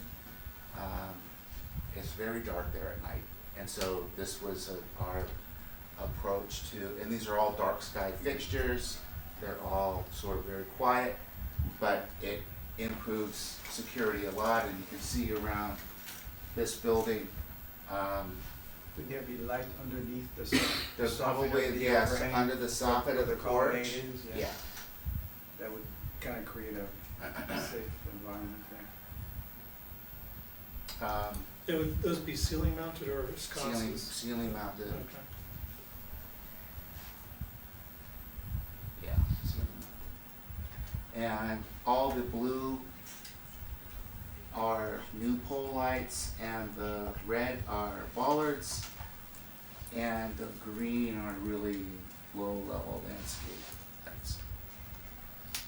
And the yellow is no light migrating onto that portion of the property. So Well, okay, Yeah. so you're right, Wilder, but just to be fair, it wasn't part of our photometric study, so there may be spillage from the houses next door that impact the property, but they're not reflected in this analysis. I think this probably goes the other way, that we get light spill from the neighbors, but we're just telling you that we haven't gone over the property line with our stuff. Let's see, can we go down one more? One more? So this is the landscape plan. It's I guess this is a subjective comment, but it's pretty low key. We're being careful up here at the street level and along here at the property line where we're proposing the basketball court. And again, I'm not sure if this is within, if the ARB has an opinion about this, but maybe it's rehearsal for next week. Yeah. So that's what we're proposing. So we're the landscape, for the most part, unless it's wetlands. Say it again? We cover landscapes. You cover landscape too? Yes. All right, let's go. So we have, all of these are new. We have our planting schedule over here. I'm not sure if you've had a chance to review it at all. I did, and I'm pretty comfortable with it. I think the only thing that's on here that's a red flag is the white spruce, and that gets really haggard looking in about 15 to 20 years, and it gets really like naked at the bottom.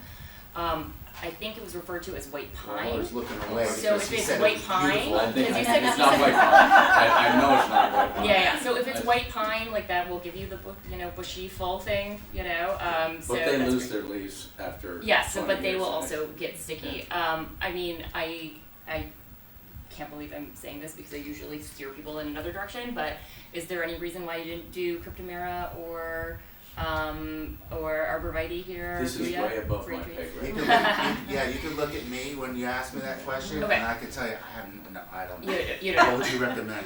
So I would, if the goal is to keep your neighbors happy, I Yeah. would look at the green giant thuya, and I would look at Cryptomera What we radicam. have, just so I don't mean to interrupt Yep. you. There's a row of green giant on the Tangney property. Yep. And then we have something else, a row of a different variety of things. Yeah, yeah. And so there's 2 rows, and I'm not sure doing Another. Yeah, a Well- green giant. I thought that the white, is it white spruce? It's white spruce that's right there. Which It's is- really soft. It looks really soft for the first like 10 to 15 years of its life, and then you're cutting it I down have and one turning that's it been into. in my front yard for 25 years, and Is it in full sun yeah, for you? well, part sun, So okay. part sun. I've had, like- Yes, afternoon sun. I've just seen And them it's where. beautiful. Yeah, so I've basically seen them where the south side is beautiful and the north side is kind of bare. Ah, So so you recommend Cryptomera? I mean, if you have 2 other layers though, and you're looking for something like this, white fern, white fir maybe. You could certainly, I mean, if you want height, I'm not sure what else is there. White's, but you want The height. spruce grows to about, what, 14 feet, 16 feet? Yeah. I mean, it can go to 20. Yeah. It depends, So, how much time you want. Does white fir do this too? Yeah, so white fir looks a lot like it. It's just softer and maybe puffier, like it gets a little bit wider Sounds on the great.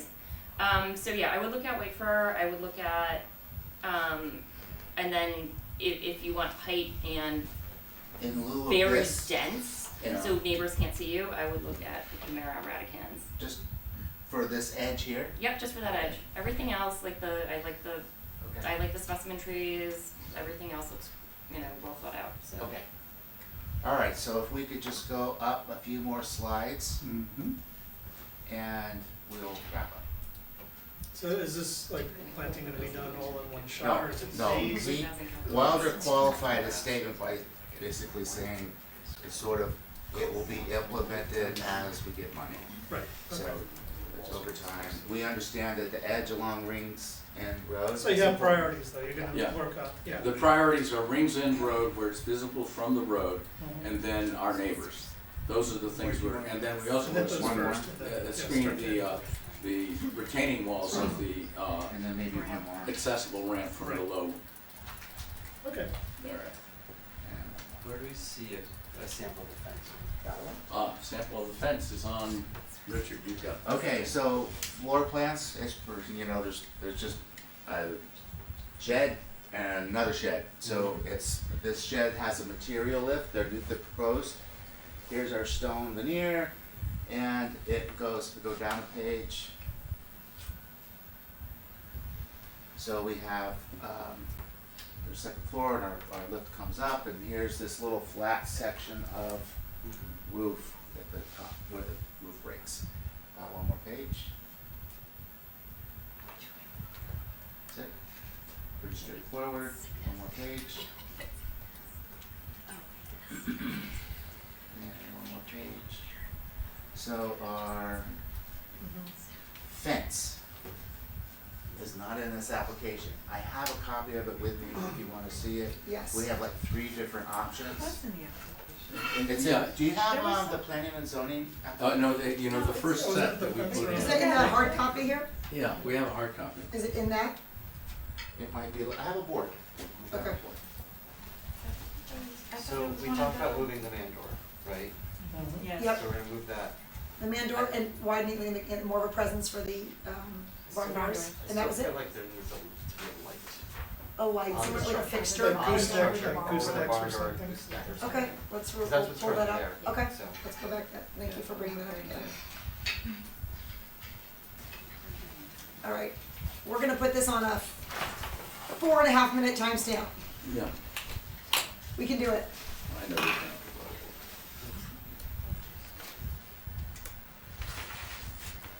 Now, when you say fencing, this is the fencing for the playground, or Yes. is that was in the, That was examined. It was in the application, it's one It of was, the, it was yeah. one of the earlier, packages. but the playground still There we is go. subject to variance. Yeah. Are you confident, like, with the hardship to present Well, the that? hardship is safety. What's They're that? low, they're Safety. Got it, okay. And then it's So- Keep that grade, close. kind of. We're proposing an opaque, low fence to be installed right behind, No, there's the existing, I'm on the behind handicap the way. existing stone wall. So this new fence only sticks up above the wall, maybe 2 feet at the most, a foot and a half. And then we have different styles. Did you think about putting it in the stone wall? That's what I. Like on top? Yeah, So- why or not doing that? On top of the stone, yeah. What- built in. It's like a shorter Yeah, you see fence that? that Yeah. sits on It's top nice. of Beautiful. it. The issue is safety with the kids climbing the stone wall from the inside of the school. We need to have 4 just a feet. clear fence. It's a bummer. There is a picture Is it of, on this set? in that set of, the street. What if you did, I mean, Keep going. Yeah. Keep going. So, this is the fence. This existing stone wall, and this is the fence touching. I think you can zoom in on that. So the fence is inside, in The board. fence is inboard of the stone wall. It's a So wood, what I would might suggest is instead of it being stacked, maybe pulling it a little bit more and doing some like landscaping. We did, it is, it's, our landscape drawings create enough of a maintenance zone so that, because there's a beautiful, I don't know what they're called, but there's beautiful vines growing up and over this stone wall as it is, and we wanna leave those. so it would be stone wall, some landscaping, and then the fence? grass. Fence, so here's the road, here's the playground, it's new fence, a little 2 foot wide landscape zone, stone wall. And then So road. what's gonna happen in the landscape zone? So it's, Are we thinking like boxwoods, or are we thinking? no, I think it was low, so can we go to the landscape drawing in here? Is it in this set? Freaking somewhere in here, That's the, if it's the you last go to one. go to the previous set, is that hard? No, This is all that, yeah. Where we this, were the landscape Yeah. is the last one here. Let's see that. Let's see if we can find it. We're gonna go to the bottom. Okay, it's not in the other PDF? This, It's in the other PDF, if you can just jump back. He's got it. see if there's anything in here. Now that it's You're coming up on it. loading. So it's coming up on it. It should be right here. One more, keep going. SB5. Alright, we're running out of time. You're so out of time, Yes, I know. that's it. This is important.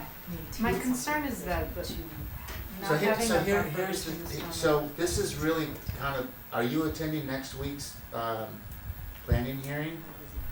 Typically, they don't. You're retired. Why would you ask that question? I don't Sort of, wanna- I can have our landscape architect present to answer any questions that you have relative to the fence I just, and its proximity to the stone wall. yeah, I mean, I'd love to see it illustrated, because it is so important, it is the corner of Post Road and Riggs, and it, I think visually, it's just such a great campus to have. We don't wanna see it, we don't wanna see that fence, so that's Right. part of the, and we'll show you, we can show With the you. white fence, you are, that's the problem, Yeah. you are going to see it. We'll see. And Like, then so my, it's like, my, what are maybe a more my bigger natural concern is material, seeing like the cedar. playground equipment, because if it's gonna be taller than 4 feet, probably, right? What would be? The playground equipment that's, The playground equipment will be taller than 14 and it's feet. probably gonna be colorful? There is still a bit of planning and zoning commission and zoning board of appeal type decision having to be made about the presence of that playground in the front Along the yard. road there. So, I Okay. mean, if So we maybe can we should separate, wait. if we can separate the Yeah. application for the Yeah. PNP Yeah. building and I- the things having to do with rings end and the fence and all that, because it may, there may be conditions, and then the ZBA may have their Yeah. own view on it, and so.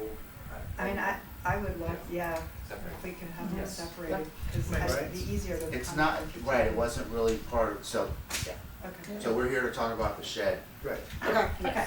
I still go back to, and I mean, Nancy, you could speak to this more than me, but I mean, I volunteered in that building, I was president of Opus for a year. Like, I really feel like the orientation of that building, I don't understand why it's closer to the Peak campus and not towards the community center. Because it's like, even the clients that are like coming in to access that building, like, feels like you've gotta put a hub there. Like, I don't understand why, I still go back to, I don't understand why it's going towards the There, Can I What's the, speak to Yeah. what's the Come topographical on. change? I mean, cause I'm sorry, you're the, you mentioned it was a it's your topography building, issue? right? I think so. How big of a slope? Can you, pull up Site plan? the site plan? Yeah. Yeah, and zoom in if you It has the I'm Nancy Kaufman, the CEO of First in Person, so thank you, I wasn't on the schedule, so thanks for letting me speak. So I can say that we started this conversation with the question that you just had. The way the property currently is, it slopes up. So to put the building closer to the Franklin House, which, as you suggest, would require a lot more site work. One thing that we're trying to do is accomplish some immediate goals without breaking the bank. So quite frankly, because we're a nonprofit and every dollar that we come in the door, we're putting out to feeding people and keeping people housed. We're just truly trying to do this I think you used the word frugal. We're trying to achieve our goals in the least expensive way, and to put the building where you suggest would require a lot of site work. I get that, and I guess my question is this, like, I understand the whole idea of keeping it, like, being frugal, but like, when you look at it as a campus map and like what is best for the building in the future, I just don't understand why, I mean, maybe, I There's just nothing don't know. preventing the future growth in that direction. It's right now, it's taking care of some old sheds, putting something also frugal back that will accommodate their needs. It's been in use for a long time, but we're not, I It don't just, think we- to me, it feels like it encroaches on the Anderson's Center's space, and like, it doesn't link your two buildings together as much as it should. The addition will replace existing sheds, so it's actually, there are actually structures in that same spot. And we've got a Okay. 4-foot grade difference between the corner of the building here down to where the pantry is.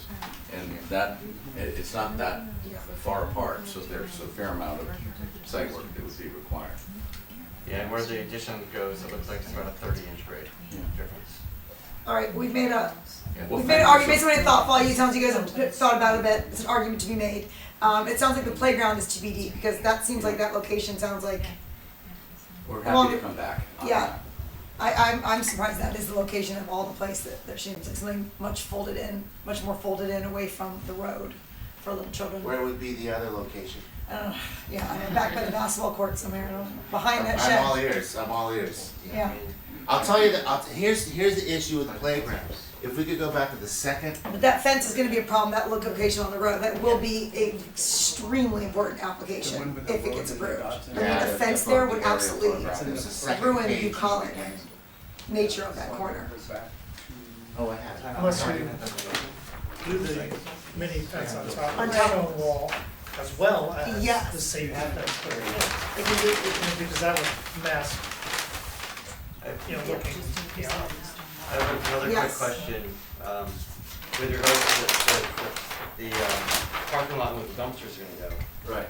That's on the same grade, so you're gonna have to dig out anyways for that. Not a lot, and it's been a contortion. But there's some slope, So is there but a, most of it It's going up. we've taken care of it at the dumpster location. Okay, so It's this on the screen.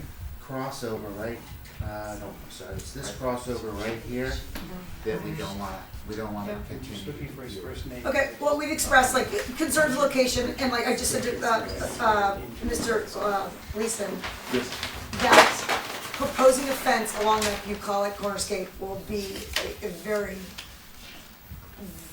very detailed discussion, yes. It won't be an easy discussion. I think it'll be important to really show what it's gonna feel like and look like. I don't think a plan of it separate with elevations of the fence is gonna help us. Okay, That's a so good point. if you go there, That's a good point. that'll be a big conversation. So the final thing on the, on your new shed, we talked about the barn doors, maybe that one man door on the side, and we had one more final comment. yeah, Do you remember? just doing a light, if we can get a light, that, cause there's an existing gooseneck over the barn door. You want Yeah, to replace just to, it? just to get some more character. No problem. Happy to do that. Yeah, thank you. Okay, so can you guys submit a new PDF, please? And I think we could just offer that, and we could approve that administratively. Sure. Great. Yeah. Thank you. And we'll be back for the, Yeah.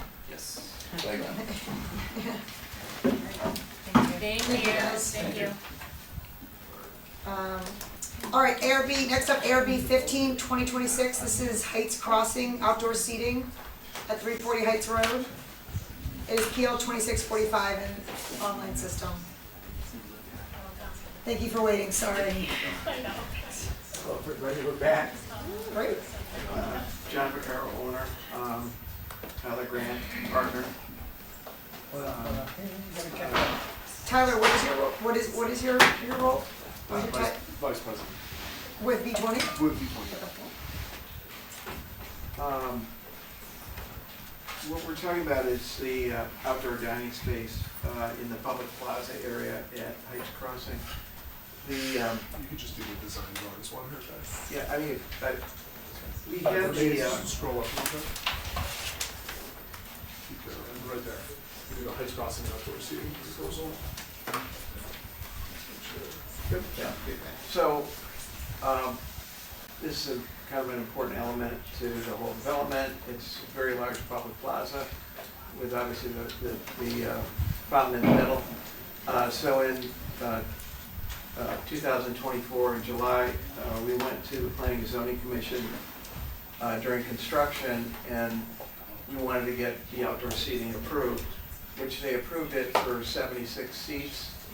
There's a little bit more on the east side, which is the other side over there. This is the westerly side. So there's a little bit more over there versus here.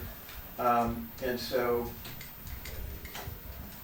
the tables are placed where they're placed now, but the reality is that when it really goes live, some of that might be moved around depending on the topography. And I mean, it's not completely flat. There's definitely some elevation changes within that area. But there's 4 tops and 2 tops. And if you want to just go to the next slide.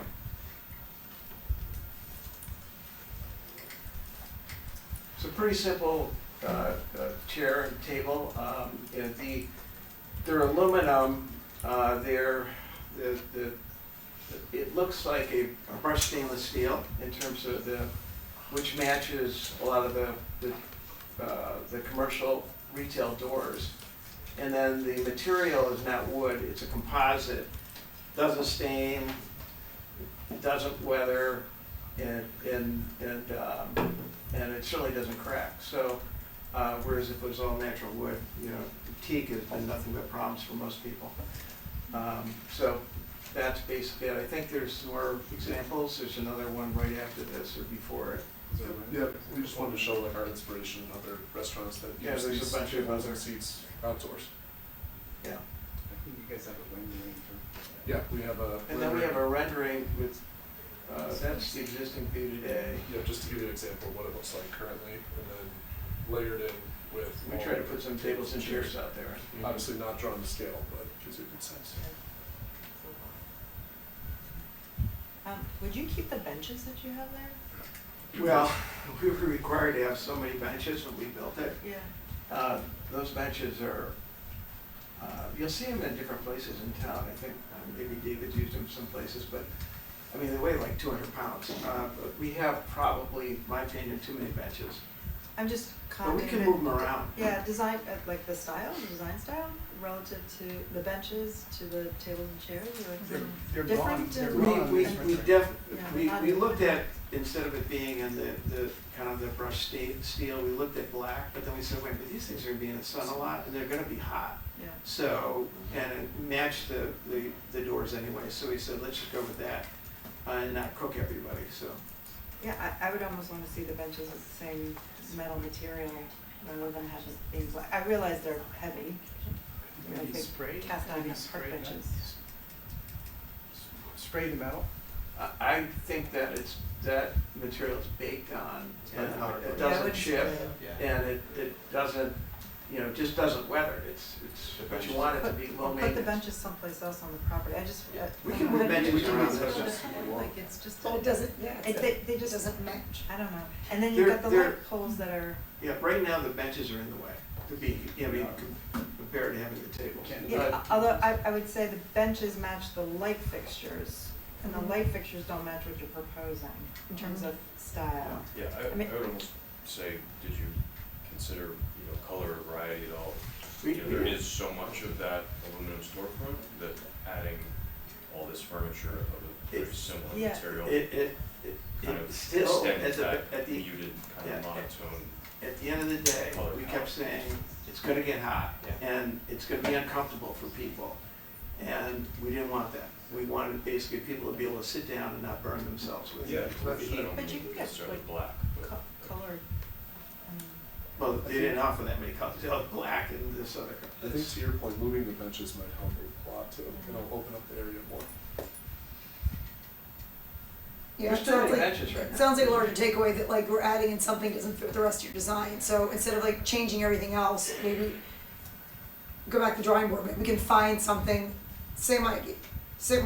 let's find something that does work better, that your style doesn't, like We looked high a and low, non-heated and black. this is the best we could find, and we thought it suited pretty well. It's in a sort of a honey-colored wood, even though it's a composite, and that does match the bench. This is what we want to do. I mean, and frankly, if you look around town, there's not a lot of great examples of really nice outdoor furniture. There's a few places, certainly on Grove Street, David Penny's former project. But that's different. That's not, people might sit here for an hour and a half and have a dinner, okay?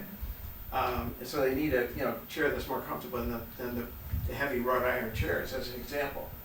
And there's a cost factor too. So let's not, I don't want to go overboard with a bunch of, it's very seasonal. Those will get taken down in the winter. Are you worried at all about like weight and theft over there, or no, that was something? Well, we have, Yeah. I don't know, Or is there 80 just like a cameras? certain 100 amount? Yeah, we cameras. have a lot of cameras, but We have a lot of you cameras. can't totally prevent theft, and Yeah. if someone wants to steal something, They're gonna find take a way. Yeah, okay. But we do have cameras all over the same. We worried about that with the benches as well, but when we try to lift one, it's all easy. No worries, no concerns. Yeah, and like the resin or the fake wood, if you will, material, the composite, thank you. I mean, there's whole chairs and tables made out of that composite material that are in different colors, that, are tables and chairs to sit at, for consideration. And maybe even that pop of color. We're not trying to draw attention to the tables and chairs. It's a place to sit, and it's nicer than most everything in town, okay? And it just, I think we're overthinking it, to be candid with you. With all the inspiration. Look, put the slide back up, maybe where it shows different locations in different parts of the That's a country. good picture of it. Just because when we were doing our deep dive into all different types of tables and chairs, ultimately I came to the conclusion, I was like, look at all these restaurants that currently use it, and it really just fits. It kind of matches, not apples to apples, but but it kind of matches our existing courtyard. And I thought everything really blended in well, and I think it will here at Grace Crossing. So, You also have to look at the pavers. The pavers are basically in that sort of grayish color. Yeah, I'm not opposed to the gray and the No. the wood color. For me, when I look at that plaza, you've got the wrought iron bench, black. You've got the black light fixtures, right, that are almost, and then you've got the architecture that has a little bit of that New England feel. And then you've got these chairs. So to me, I don't know. We just proposed a directional sign, and you guys told us to change the color of it, okay? The directional sign that Kevin proposed, you guys said, don't do black. No, that's not what I said. I said, does the metal shape and frame of that go with the metals that you already have on your site, right? You have those. Look at those light fixtures you have. They're very traditional. Those wrought iron benches, they're very traditional, right? So maybe it does go with that. And then you've got aluminum storefront, and now you're proposing aluminum colored tables. I don't. Do you guys feel differently? I agree with what you're, I agree. Other members, any comments? I mean, and by the way, I'm okay with juxtaposition. I just, there's something about this that's not clicking for me. I don't know. Look, what we found is we started to go with some of this honey colored even in the apartments. People like it because it warms it up. Otherwise, you could argue that the frame of the chairs is maybe could be, the only other color available is black. Yeah, and if the frame is black, then you still have the wood tone seating. That's where you're sitting. I think it's not really hot. It's also like your arm too on it. It's got the wood on top, right? Yeah, it's got the wood on top. So, I mean, they made them without the arms, but again, if you're having a dinner, you want to be comfortable. But it has a wood. You have the ones with the arms. Yes. Which has a wood top. Sometimes on the underside, sometimes you could hit it, you burn yourself. Wait, what's the metal? All right, I think, It's aluminum, right? Is it aluminum? yeah, It's aluminum. all right. It's aluminum. Yeah. We're throwing you guys ideas. You're shooting all down, I'm not sure. I think it's gonna be unfavorable unless we work something together here. What do you guys wanna do? The silver's not gelling, the chairs are Propose something that gelling. we She's come actually past like. with ideas. Anyone else got ideas? Dave Humphrey? Do you guys feel I mean, like there is black. We have the traditional light poles. We have Mhm. the benches which could get relocated. That's black, so maybe some of that goes away. We do have the aluminum windows. We have the New England architecture. So it's, for me, that you can go either way.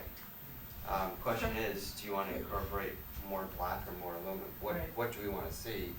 Or what, I know you guys feel aluminum. I would be willing to remove the benches from the fountain area. We can move those, it's fine. We can Well, I think that's part of this plan, isn't it? That's. Well, we have so many benches on site, and then they weren't Yeah, I mean, necessarily designated that they had to be in a particular spot. Your But plan they did doesn't get- show any benches, so I'd be curious where. That was, submitted to planning and zoning to show. I think they just didn't overlay the benches into this plan, Yeah, just to honestly- show the count of tables and chairs. Yeah, Did you the consider any, benches were counted, by, maybe Irving, I'm not sure, but, or Jeremy, because we had to put so many benches in. But they didn't care where we put them, they just said you have to have these benches, so they're scattered around the site. Did you consider any umbrellas at these tables, or maybe a We didn't want 2-6 umbrellas. top? We didn't want umbrellas. Well, if we have to get them, we'll come back, but we didn't really want them because we were worried that if there's a wind that comes up unexpectedly, they're a hazard. It's not that protected there. You would think it is, but there's wind there. Nope. I'm just trying to visualize this as a whole, and it's feeling a touch commercial with all those tables and chairs of the same type. I would out there think in that open courtyard. eventually, both tenants that face that courtyard are gonna want awnings. Because I think it would be a really nice look, but they haven't said anything thus far.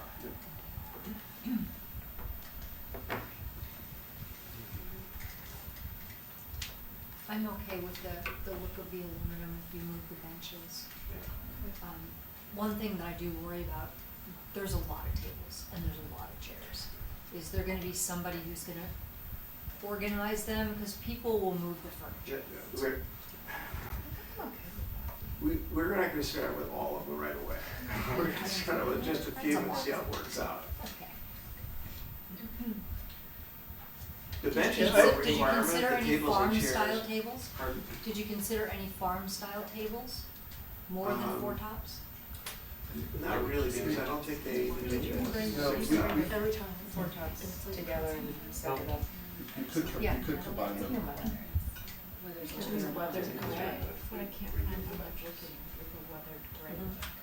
Versus that honey with a weathered gray. I found one. You want this You on? Yeah, like more like that. So much better looking, actually. It actually has a seat that doesn't have This a is nose. really more like decorating as opposed to architecture.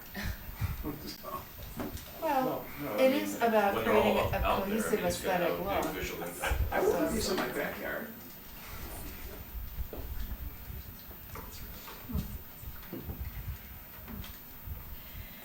All right, 4 split, so actually, can I just take a vote, because I'm very confused now, we have to move on.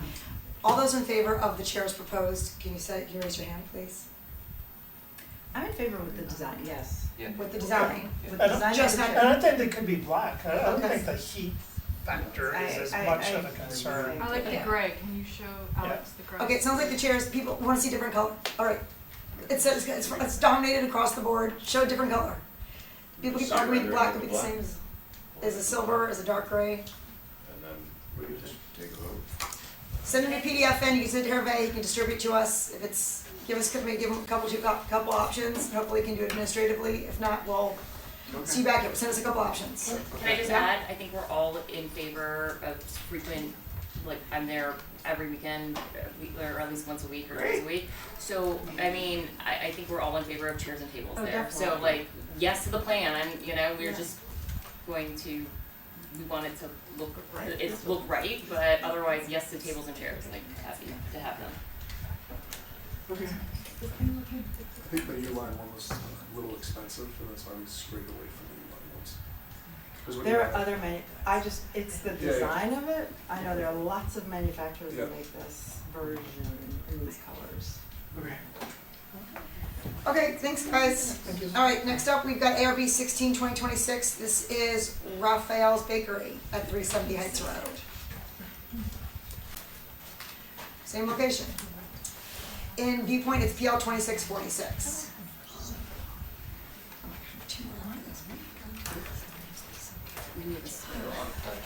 Hello, John from Accent Signs and Awnings, how are you? Good. Do we have a drawing?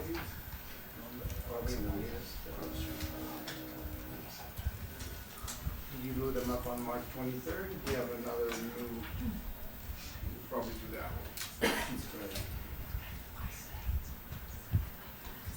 Okay, so Raphael's Bakery, they want a simple flag mount sign. This is facing the parking lot, and if you move up, I think it'll show an elevation. Is there another drawing? I can look in the file. Got it here. That orange is the wrong orange. I do have a picture. That's actually more like the orange. So this is their existing sign. Yep. So it matches their existing sign. This is the side view of the parking lot. That's the one you wanted? So yeah, this is the side view of the parking lot. This is where everybody parks. Can you lift it up a little bit? So they're down in this section, the parking lot's over here. It's a tough spot because it's indented there. So what they want to do is they want to put a sign right here sticking out on this little side panel. Can you go down again? Shows it here. The landlord's okay with it. So we're hoping that from the parking lot, that will just direct people down that little archway into their bakery. But the bakery is like It's down. Yeah, it's 100 down- feet down it's from down that. in there, yeah. I feel like It's not that's even close to, confusing. okay. It's confusing. It is I very know. confusing. That said, you know, we had asked them to make a blade sign and they said, you know, that they would consider after they open where they would put the blade sign, and it is a little confusing, and at least it's putting you in the right direction. So Could you, and it's in front of the stucco, so. aren't there some that blade signs that hang from the underhang, like, you know, hang on chains underneath, like outside You the mean building? under here? Yeah, under the Oh. the brigade, like Oh, that in front of the would be building. But what's the height of that ceiling? That's the question. That's a good question, yeah. But then at least it's like accurate, so you're looking down, you see it, it's like at least takes you to locations. Actually, I think it's high enough if I put it in here. That would be pretty It's That would be way cute. back there. It You know, where is, this- it where is this light is. indented. This wall is out a good 6 or 8 feet though. So it's gonna cut down the visibility a little bit. Way back there. Or like. Right, but I mean this archway Yeah, is back 6 or 8 feet. yes. Mhm. So there will be some less visibility.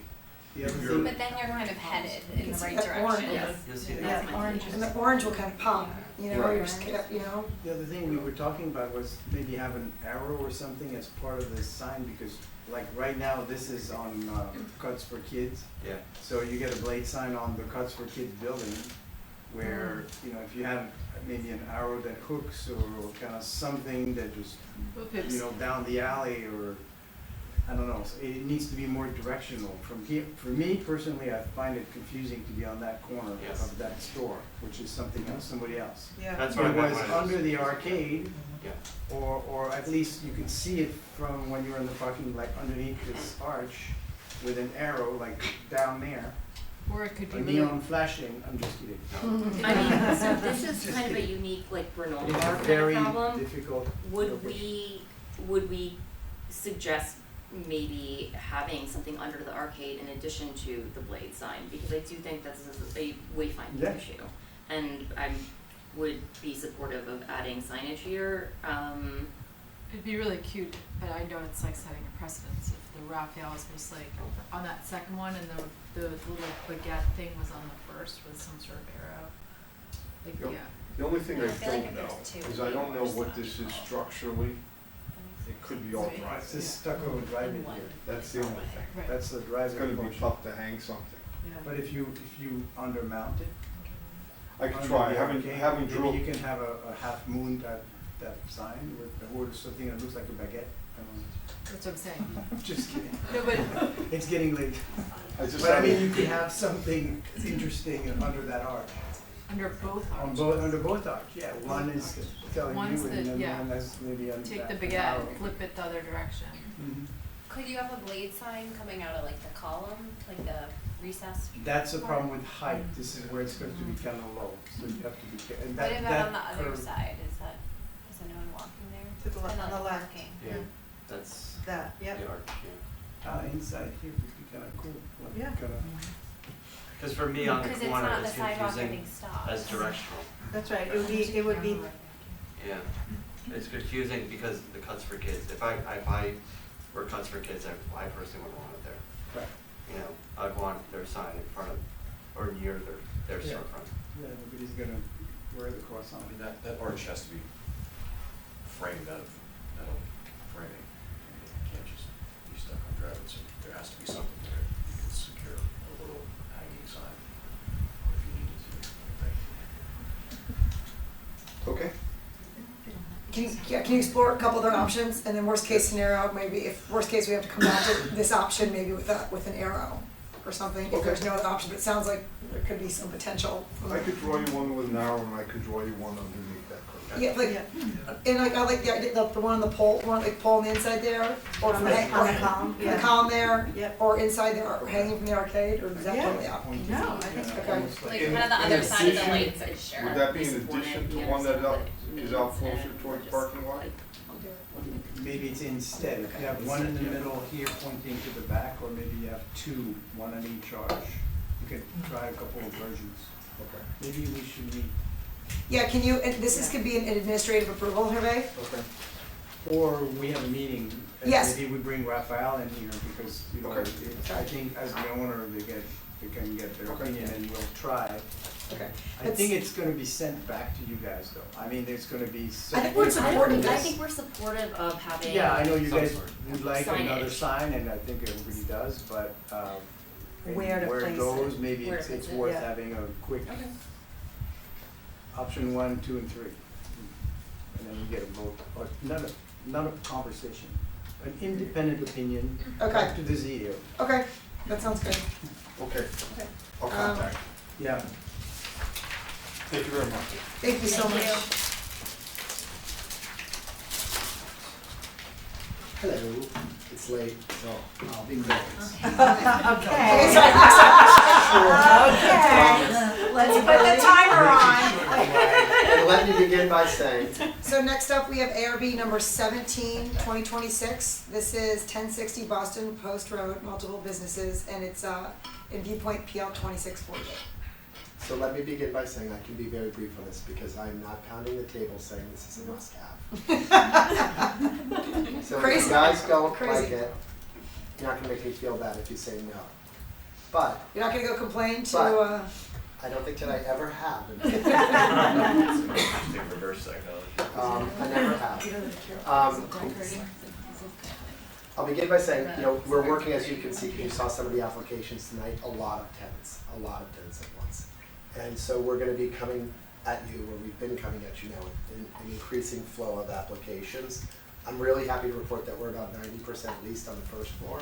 So we only have 2 or 3 spaces left, and we're just trying to figure out what would be best. But a lot of the tenants that we're working with are asking us if they can do in Darien what they do in other towns and other cities, where they put film up on the windows that say, coming soon, and in my opinion, these are pretty tasteful. Tate's in particular, I love. It has images of their food and so on, and these construction projects range in duration from 3 to 6 months. You might have noticed we started putting the curbs in recently. Yep. So the curbs are going in, the sidewalks are going next. We're getting ready to take the power lines down along the Post Road and Corbin Drive, which is a huge thing. And we had banners up on the construction fence to make it look better. We don't have to do that. No one requires that we do it. We don't want to just put up a green screen. So we had that live, work, play and the Corbin logo. And we were just, our thinking was, this is going to be up for a long time. We want to make it look good. It's a big project in downtown. So with all those tenants now coming at us, and we have taken down the banners, which you might have noticed I did. They were getting kind of dirty because they've been up a while. We took them down, and we have a choice. We could either replace them and put them back. That would cost us like $3,000 or something to put those back, something like that, Lisa, right? But the tenants have been asking us if they can put typical, what you see in the city and other places, coming soon, tasteful images, Tate, Framebridge, Berries. I think I provided you with examples. Darien zoning regulations or ARB regulations, I'm not sure which, basically only allow a 30-day sign. And it's usually in candor to communicate that we're opening, we're hiring, we're coming soon. But I think with a lot of the tenants that we're talking with, they want to screen the windows and not show all the mess going on behind the window as the construction takes place. So 9.9 out of 10 people that come before you will just put brown paper out. And we could do that, but this is such a big project and it's 21 years in the making, and we're just trying to be better than other approaches, to be honest with you. And so our tenants want it. We're trying to do a better job, present it better. I know I drink a lot of Corbin Kool-Aid, so I'm totally biased, but I think, there's a lot of excitement around what's coming, a lot of interest. So we asked you if we could do along the Post Road and Corbin Drive, these window films that we've presented, and we've given you examples. Liz and Hervé, and we have spoken about this. We show you 3, I think, tonight. We also know we're sensitive to the fact that you don't want to set precedent because you might not like it. So, you might not like this idea once it's executed. So what we tried to do is formally seek a waiver to say, for a project with more than 50,000 square feet of retail, which there won't be one, I don't think, in Darien, that is, this long in the making, which I don't think anyone is crazy enough to do this again. So, I don't think you'll have this happening again. Could we try it? And that's my simple request. okay, great, so let's look at it. All right, you want to take a look? I mean, It was more before, I think, Liz, you mentioned to me when we had a little Yeah, pre-discussion about it, like. it was everything, it seemed a It was little heavy. all across, like yeah. Barry still did everything, but Tate pulled it back. Okay, You I know. guess, having worked in retail with doing what you're doing, David, like, I'm for it, like, I think that's really awesome to do, screen out the area, it's easier for, on so many regards, and it's better than brown paper. But I do think that there needs to be sort of like what we, in my mind, like what we did for like even the signage of the logos, like it should be, this is where the logo goes, maybe there's an image, like it shouldn't be like, I just am looking at here, this is red, this is green, like it should be very, very That's the fun of structured it. as far as what? really, I think that's the fun of it, that's the point, to keep it not structured. You know, Federal it's did, interesting. Federal Okay. put like a generic Interesting. window Yeah. film Yes. across everything. Yes. I don't think it has to be generic, I don't think it has to be generic, but it could be like, Formulaic. You want a structure. yeah, like I don't want it to just go hog wild, because I think it has to be like, you can only use X percentage of each window, or like something where it's like, I don't wanna do that. you don't wanna do. No, I respect your opinion, honestly, 100%, but this is a lot of brain damage. It's so much work And already if we to do put, that. if we Okay. put the tens through it and my unbelievable team through that and me through that, I'd rather brown not do paper. it. I didn't mean to cut you off, it's just that, I don't wanna make it. I don't think it has to be that formulaic, You but I can, do you think can it do should. a pretty simple formula and say one Yeah. window out of 4 has signage, the rest is white. That's the rest like, is the color.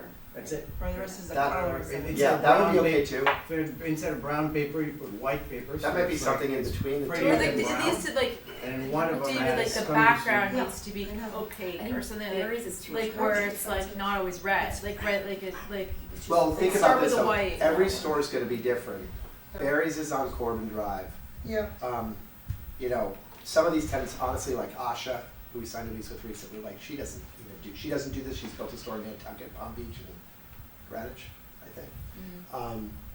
So, I mean, how is this different than, you know, walking down 8th Street in New York City and you have a bunch of empty storefronts and then tenants going into them, and Barry's does a red thing and Tate's next to them doing their own thing. Because it's not New York City. it's Well, not New but York it's City, also, but I think but it's we're trying, interesting. but we're, well, we're not trying to do New York City, but what we're trying to do is create individuality. Create excitement, I get that. Right, and I'm okay with Barry's doing their thing and Tate doing their thing. I think it creates energy, I think it creates pedestrian curiosity. I agree, that's why I like it. I walked down Park Avenue South recently where Tate's recently signed a lease.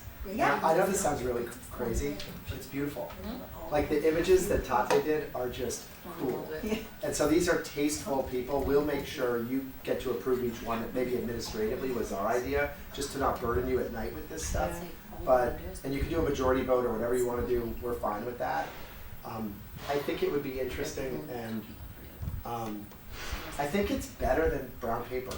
It's totally better than brown paper. Yeah. It's totally better than brown paper. I guess my thing is like it should be a percentage of the window, like even if it's 80% of each window, like it just, you know, and you know, muted background colors. I don't know.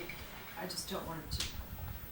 One of the things that worked well for your banners on construction is that they were not advertising. Correct. So they were a flavor, and they made it much more interesting than green fence, right? So what Tate did well on something like this is kind of cool with the flowers that go and merge into second window. Yeah. You know, that's a great example. You get a pause, an image, a pause, and it's kind of in the background. It's not glaring at you. When you get construction paper that's going to be red with all these berries across the way, this is like advertising in your face. Yeah. I mean, to me. Yeah, that's to me is a little much. too much, if it Yeah. was just berries. Yeah, you Yes. get And then- berries Or here you and just- there, or and just then We probably, a that couple we of could white- probably do that. So a I think couple of white ones instead of saying "Run, live, Yeah. shop." Or even the blah, blah, red Or fade, do but the without the orange lettering. with the you red know? fade. Yeah, red not- is, maybe red is their brand, so that it's Yeah. red And not- paper, and not the it's text. not Not the all text. those messages. We could probably, could we leave best work out of the world though? No, Lights. also, we're saying like some of it's the, just too into your face. That's It's just, yeah. Can I make one comment on this elevation? I know it's jarring, this is Kate from Baywater. I know it's jarring to look at it like this, but the elevation is a brick similar to the character Yeah, of so the the brick that's going on background is now, not and this. the storefront is like an iron gray. So like this, even though it looks like very saturated and dark, will fit in with the facade. So you're saying that the Baywater team did not actually We present didn't the render reality of the it. concept? We did not. And We that did would not. make it, that would like make it look a lot better. Right now it looks jarring. Yeah. Like it looks. Thank God for Kate. Thank God for Kate. So can we put in a formula where it's like 50% coverage, like all the windows can be covered, only 50% with copy or Yeah, that's 50% copy, or is What it if it's imagery? one window? If it's one, okay, then maybe just You the know one what I mean? then. Like, can Okay. we just, can we But you just don't send have, it to you and you don't can have agree? stores with just Okay. one window. Yes, we do. Really? Yeah, But to then the- you do, then. To the left of Millie's on the post road. This is kinda cool. Well, that's kind of cool. See, that's one. That's Framebridge- one Okay, so that works. Framebridge, I think, has two windows. No, one window on the post road and two on the side. Correct. Okay, so they can do. There are a couple. You can use your discretion. Like, If so you it's like- guys say tone it down, get rid of one, we'll do it. So each business though will have its own colorway throughout and then break. So you can see who has which space, I know, which yeah. is very cool. It's Yeah. way Yeah. fun. That's- People are gonna be learning where they're gonna go. I think it looks better. I just think it's gonna look better than brown paper. And to be candid with you, like when the guys are working and the men and women are working inside those stores, sometimes they rip Tear the it. paper Yes. and it just looks They always crappy. And this looks cool. It's on the glass, so it can't be disturbed, and they peel it off. There are no phone numbers. Everybody and I talked about that. Mhm. No phone numbers. It isn't really advertising per se. It's just building excitement. Don't like what you see? Call David Genovese. 203. They do anyway. The duration was one of the thing in your letter that was important that we brought up with Jeremy and we talked about it. So 30 days is what the code says. I think 6 months would be way too long. But I think we have to try to find some sort of exemption. Yeah. The board would be in agreement because, unless otherwise determined by the ARB is in the code. So that's something that I think is important to discuss is what is the right amount of time we think is reasonable? Like, is 3 months the max? No, it's maybe? for the duration Well, of it's duration of the construction. construction. Well, yeah, can I say something on that? Like, and maybe Kate, you would have a view on this. Like, the duration of construction, and Rebecca's had experience with this direct, so you know, like, the duration of construction for each of these is really different. Yeah. Framebridge could The be done in duration. probably 2 months. Restaurants take the longest. Once it's to do done, it. it's kinda, it's okay. I think it's okay if we take it down, as long as we put the sign up. Yeah. But it should be opening day. Yeah, Or like, or yeah. around then. I think, it would be best if it could go to opening day and then peel it off and ta-da. Right. But, Framebridge is like 2 months. Corsica, I think, told us today it's 4 to 6 months. No, but the duration of the construction of that particular. Oh, yeah, So but can not, which may be different than to opening day. Right. Because Right. this is like the logistics of what we're dealing with. Some of these tenants, like Framebridge, is gonna build their space and be done long before they can open. Because we're not gonna get permission to open the garage to the public until it's further along. And then candidly, like, they all have these co-tenancy provisions where nobody wants to open alone. So they all wanna open when around 70% of the project can, at least 70% can be open. So, we're just dealing with a lot of things like that. It would be great if it could go through opening day, but if that makes you really uncomfortable, once it's built, I think, I'm just talking out loud, looking at Kate and Lisa and Heather. Take it down. If it's like when it's built, Yeah. and then it's done, and it looks good, And you'll have the maybe sign you up take it already? down, and the You'll have sign's sign up. Yeah, I think so. Because we're supportive of that, but we need to find the language the ARB is making. What's the exact language? It's like we're. It's unless otherwise determined by the ARB, it's all over the signage code where Yeah. when you can make exemptions or exceptions. It's an exemption, ARB Yeah, exemption. it's an exemption, but when there is a phasing on your construction site, I mean, not, the windows are gonna arrive, but then the work inside the store is not gonna start necessarily right after the windows are put in place. Right now, what's happening, Tate mobilized this week, so Tate's starting construction, like, Alright. really intensely next week. So maybe the start of their actual work The is. start of work, when we can put it up. Yeah. Yeah, that's. I mean, we we're not have trying to like formalize overdo it, we right? just That thought it makes was a good sense. idea, and like, we just wanna present better. Because I don't necessarily, if Barry's nowhere ready to get their stuff going, then we really don't want any of the sign on the windows, even if the windows are. I have no problem with that. Right? No Just problem with like that. when they are mobilized and Yeah. ready to go, because I know there's a tenant fit up permit, I sign it, so as soon as it's signed and they get going, that could be your start of date. I mean, that Yeah. could be the When they issuance start of the building construction. permit of the, of the commercial part. Yeah, that would be fine. That In way it's candor, frozen. in candor, there could be a little delay between issuance of a permit and the start of construction, and that would be okay too, if we just said, from the Yeah, time yeah. construction No- starts. no earlier No than- earlier, that's fine. So do we, Okay. do we put a term limit, like 60 days with an option to renew over the counter, or? Well, that's gonna Well, it's gonna be create more always gonna be work more It's always to gonna be- expand yeah. and administratively sign stuff. Okay. Corsica is the longest one. Yeah, but they're not relevant here because they're on the inside, so we're only asking permission to do this on the public Post Road facing, and Corbin. because the public won't be allowed inside.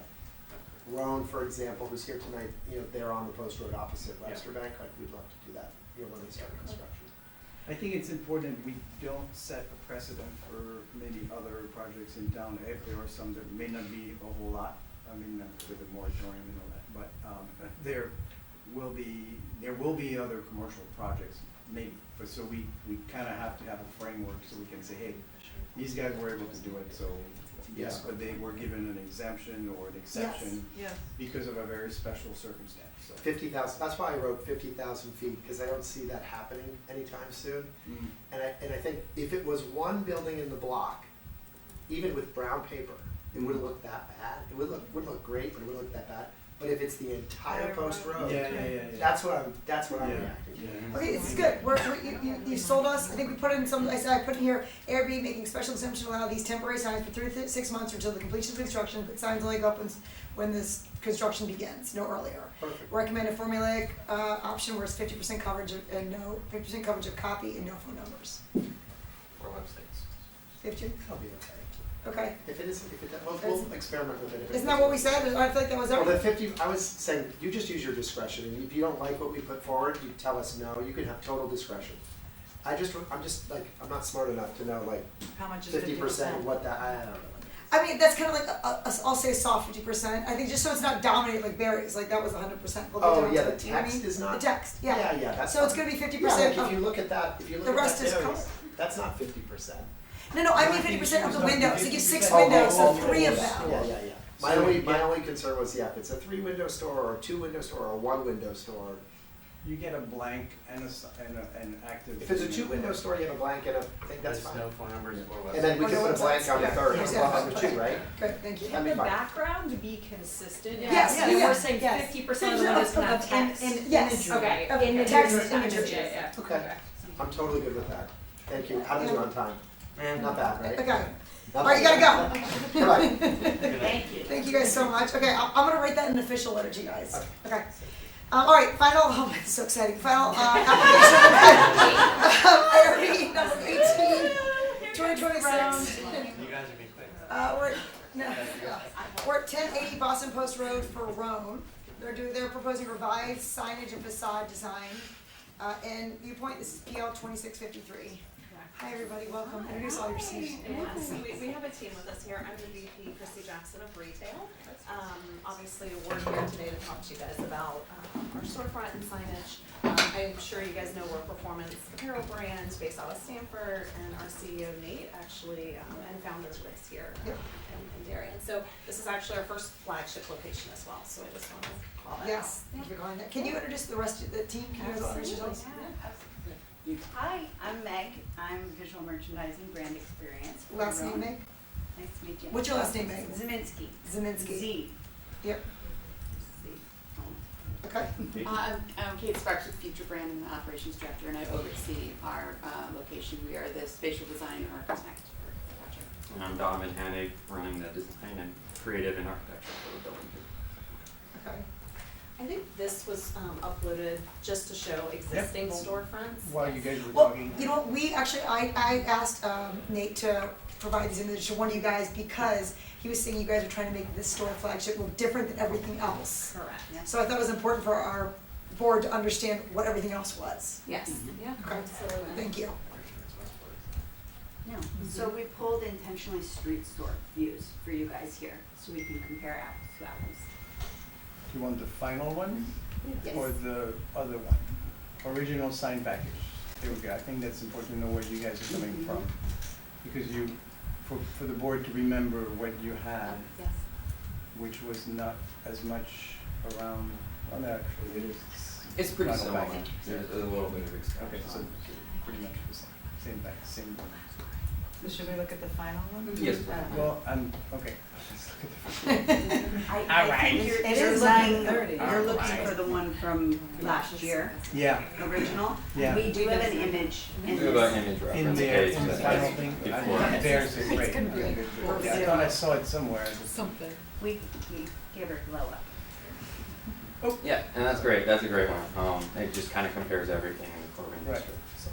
So, Rowan itself designs their spaces just like they design their apparel, and what I mean by that is that it moves with intention. It elevates the everyday, and it supports well-being. So with those three concepts in mind, moving with intention, we've actually opened up one of the walls with a nano wall that opens it up to the community. Makes architects have like. Yeah, we love that. Salivate. Yeah. Well, good. This is pretty cool. Well, and that's kind of the intent, drawing people from the street, you know, and to a pedestrian hub. And elevating the everyday, so elevating those material finishes with luxury products, so porcelain tile, bond. And then supporting well-being opens that wall that we're talking about into the community, where we're going to be hosting yoga classes and different events right into the breezeway. And just something to share really quick from an events. Nate always says we're a wellness brand, not really a ready-to-wear apparel brand. And last year, I think we have 21 stores. We hosted over 135 events in our stores. So this is so important for us. And just in 3 months, it's the beginning of this year because we start in February, we've done 80 events in our stores. Oh, that's fantastic.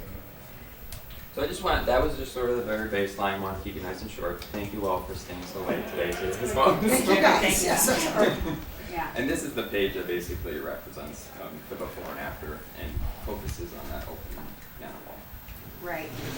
So I think truly what we're looking at, and the reason why we wanted to show you Corbin in context, our store in context of the entire Corbin district, is because really we're so inspired by David's vision, Baywater's vision, to really bring this cosmopolitan New York meets New England aesthetic, that kind of, that juxtaposition, and then that harmony, that meeting place, and the beautiful way that all of these facades represent different materialities, right? And blend so beautifully together.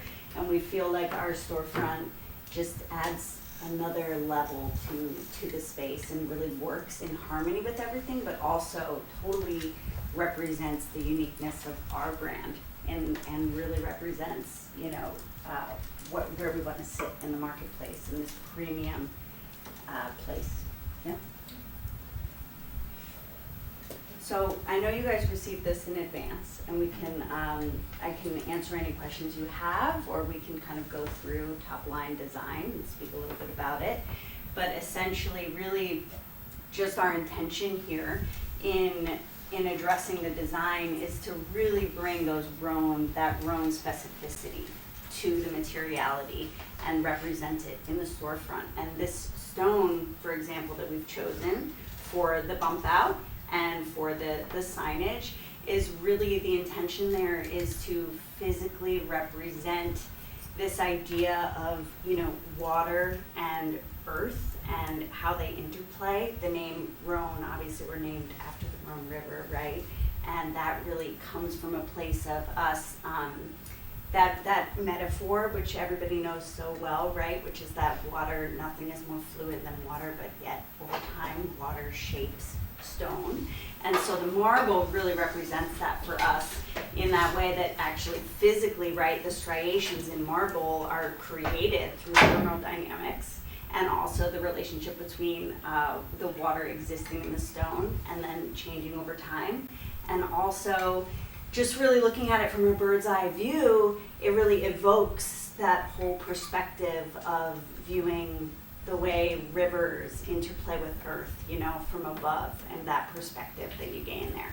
So we felt like that was a really beautiful representation of our brand name in material. Yeah.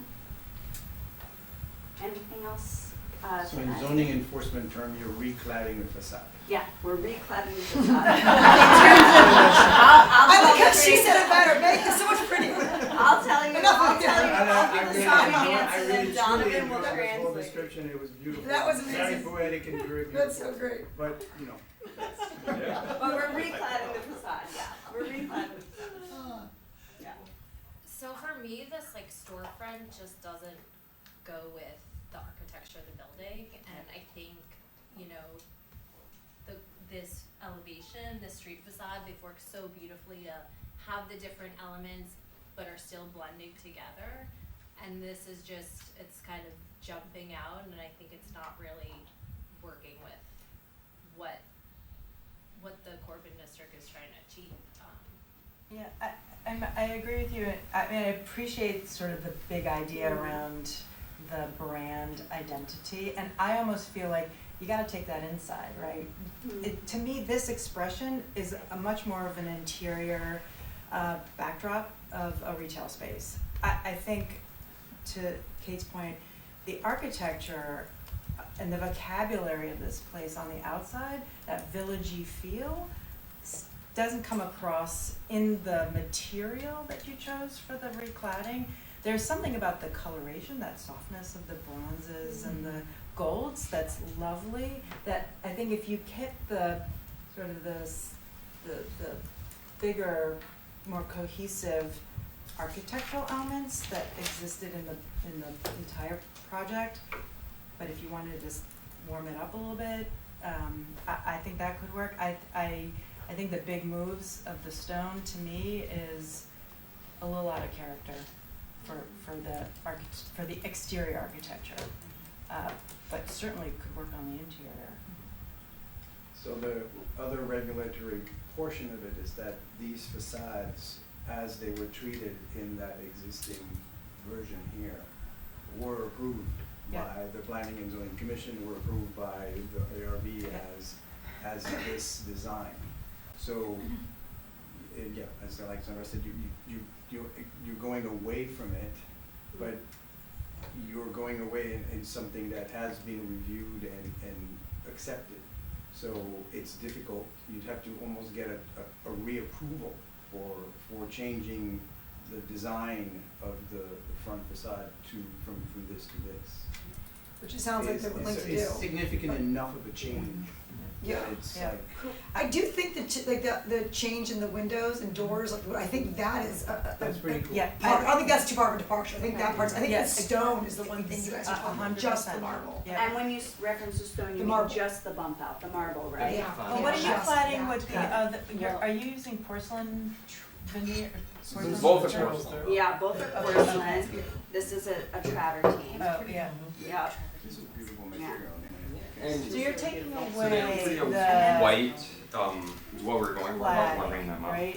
And It's almost like, How big are the panels? I mean, the way I'm seeing it is, yeah, the Calicata's got, you know, such bold expression, Yeah. that seeing It's like that a to the near- interior, to your point. Yeah. Inside. But then the travertine is softer, Yeah. and that could be Closer the to bump the- out, and then you keep the The- initial the- materials on right. the Right. recesses, so Right. that you're stepping your way into Yeah. that aesthetic. And it then becomes a narrative of working away from the street, Mhm. seeing those materials, and then you're inside, and then that full expression comes out. I like the bronze and the gold. I and do the- too. Yeah. It's like, to your point, it warms it up. Yeah. It's a Yeah. little more inviting. And it's all halo illuminated, so it'll be nice and bright against the backdrop and really, What's halo illuminated? the The signage. signage itself. Oh, the real signage, signage. yes. And the blade signs are non-illuminated. Yeah. Easy to change in the rest of the So David, since you're still in the room, this grand opening on the side there, is that something that's being realized in? Well, that's the purpose of this meeting, so. Right, so it's like a nano wall type or kind of There's a a nano disappearing wall. folding Yeah. thing, which is really pretty cool, but And a it introduces its own set of challenges. Yes. And we've advised You're gonna have Rowan, to eat in there? we've advised Rowan about the technical challenges associated with doing that, so they're aware. And You're supporting the whole entire building. no, that's There's there's no there- structure, we would have to add steel. We would, Talking about there wouldn't be a structural impact, it's all It's already storefront. steel. Yeah, so that's okay. Yeah. You know, we have a little bit of concern around, water penetration, but I think that can be managed. And, you know, and they have to look at changing the HVAC requirements, because if that's open. But I will confess, I've been to one of their events, I went to the first Mind and Muscle event. It's pretty awesome, like their collaborations that they do are great. And I think Nate, who's, I don't know if they mentioned, is a resident of Darien, you know, which is why this is the flagship store, you know, loves the idea of that area spilling out into that walkway between Millie's and there. Inside out. Which is kind of cool. You know, yeah. Kate's very nervous about it. I'm a little less nervous than Kate, but when Kate gets nervous, I get nervous. So why is Kate nervous? Tying into the waterproofing and Oh, yeah. having that all, and not have the rain go Oh, yeah, into for the sure. store and, Yeah, I mean, this is a very California move in terms of that, and the climate there allows for that, right? We live in a very humid, wet environment, and so the openness, to your point, to keep the building, you know, closed in is gonna be an issue. And it certainly can be done, it's just not as easy as putting in an aluminum storefront. I think that if we can agree, if you can agree to give an approval for some or all of this, whatever portion of it you can get your heads around, I think what I would ask, what I would suggest, I've not talked to Ron about this yet, but let's do it as an option, either or, where we were, or this, or something like it, because if they get into the budgeting of this and realize it's gonna cost $1 million, I'm making up numbers to be extreme, and go, that was a really nice idea, but it's not that good of an idea, they might not wanna execute it, and then we don't have to come back. And we're trying to open the store in November. Yeah, we were on So- site today with the architects, right? And I don't think we're very concerned with it. There's actually a rain drip in the very bottom base so you actually have to dig a little bit deeper as a trench to that, but there's a 2-track system and it's built actually underneath the sort of ramp The threshold. particular wall you specified? Yeah, that now. Yeah. And they've done rooftop units, you know, Done like well. skyscrapers, and Yep. they're kind of like the top tier of the outdoor versions of these movable walls. There's also the HVAC on the inside, right? Yeah, at Managing that all that, threshold, yeah. yep. So, can we get back to, I know we're kind of jumping around the facade of the porcelain tile. I'm struggling with the materiality of it. I like the color of it, So- and if we could paint maybe the clapboard that was originally. Hardy board? The hardy board that we approved to be that softer color with the more bronzy storefront framing, I'd be okay with it, cause I think it wouldn't be that far of a, Blend better. yeah, it wouldn't be that far of a I departure feel from like, what we approved. I feel like, maybe I'm wrong, but I feel like you either gotta go really close or really far away. And like I was just looking at images. Really close. Like close to the material, or like step back and do something a little bit different. And like, I looked at a building that I was just trying to find pictures of it that I did a long time ago now, but it was like a limestone facade where it had like a texture, like it was like that creamy colored, but it had like an actual, instead of being flat, like it actually had more of a. More like a stone, like a stone. It was limestone. I To mean, your it was point, real- that's where we were looking for that texture and depth. Yeah, like And they and had the natural depth in it. materials. So like, but it was cream, so it was just, it read a little bit more monotone, right? Was Like- it in a like a walkable shopping center, outdoor? We did also provide a couple slides of examples of brands that disrupt and in a way that's also really respectful of the surrounding architecture, just as a reference point too here.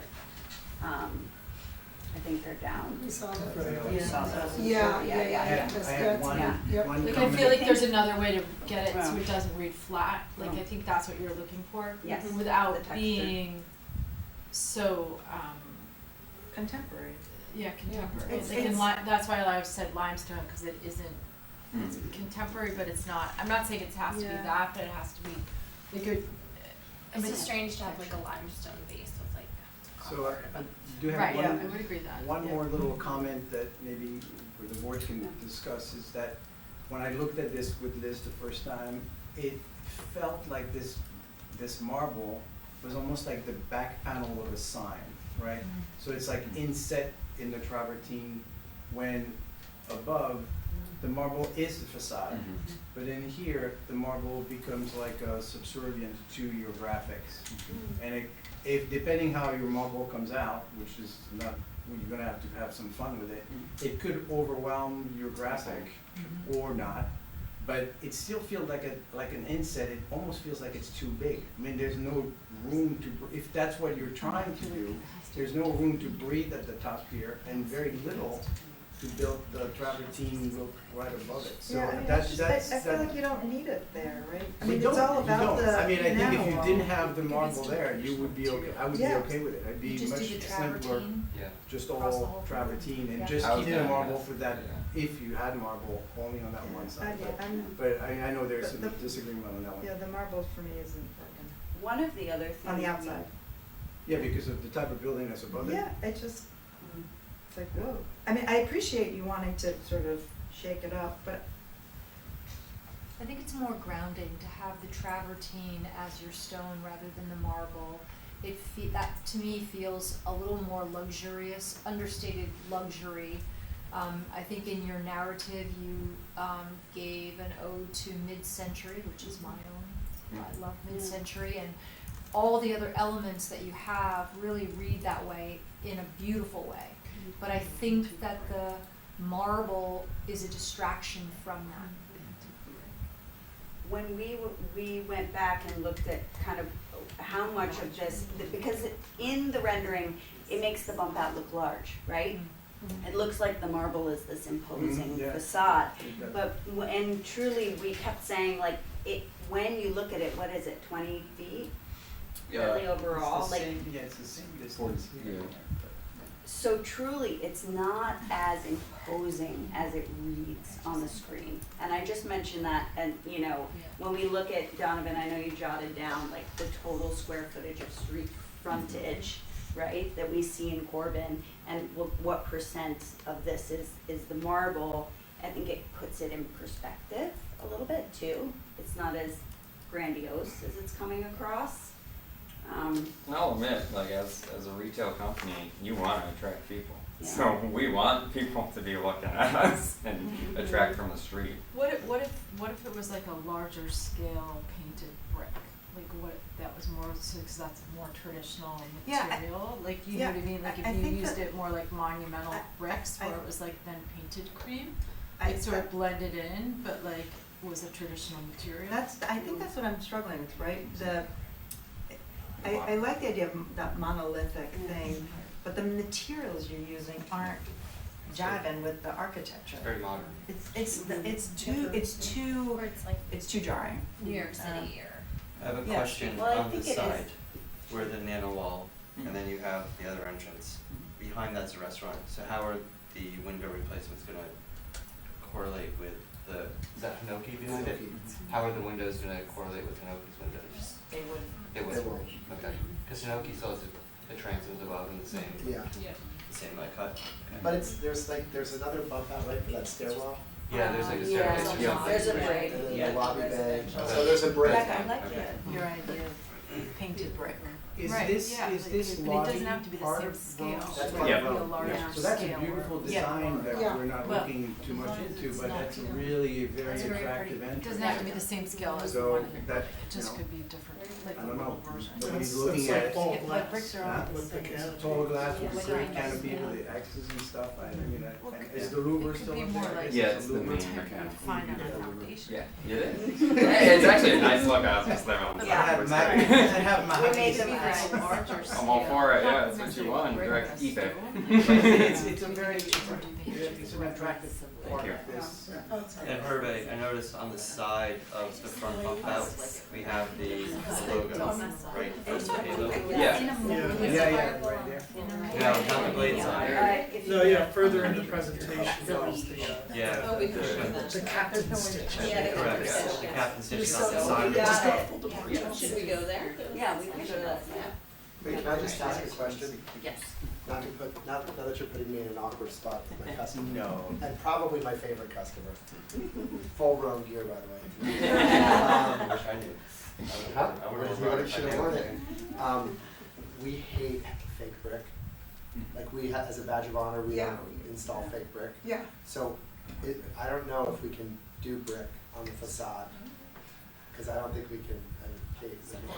I would kind of support that as well, especially because you have brick in other places in the center too. We don't want to compete with those natural materials. Yeah, You it's always gonna want- look like we cheaped out in this corner, and that might be bad. So the idea was not the brick color, but paint it, right, paint it blue, I don't know. We did play around with paint, and I think just the authenticity of using materials that inherently have the color in them felt like the right move for the brand.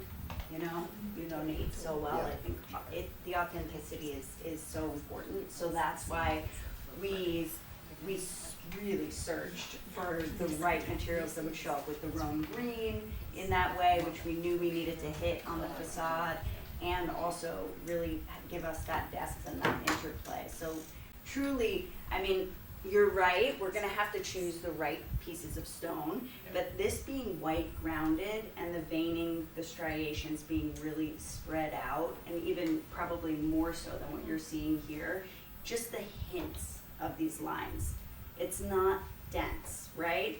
And I think when we look at the evolution of architecture in this part of the world, we've seen these major points of disruption. I know a lot of you are fans of the mid-century modern work that happens. I love mid-century modern. Right? So there are, But but that's there's not no- what this But that's not is. what this is. Yeah. You would never do that We on the just took down the exterior of a mid-century mid-century This building. It would be inside in many places.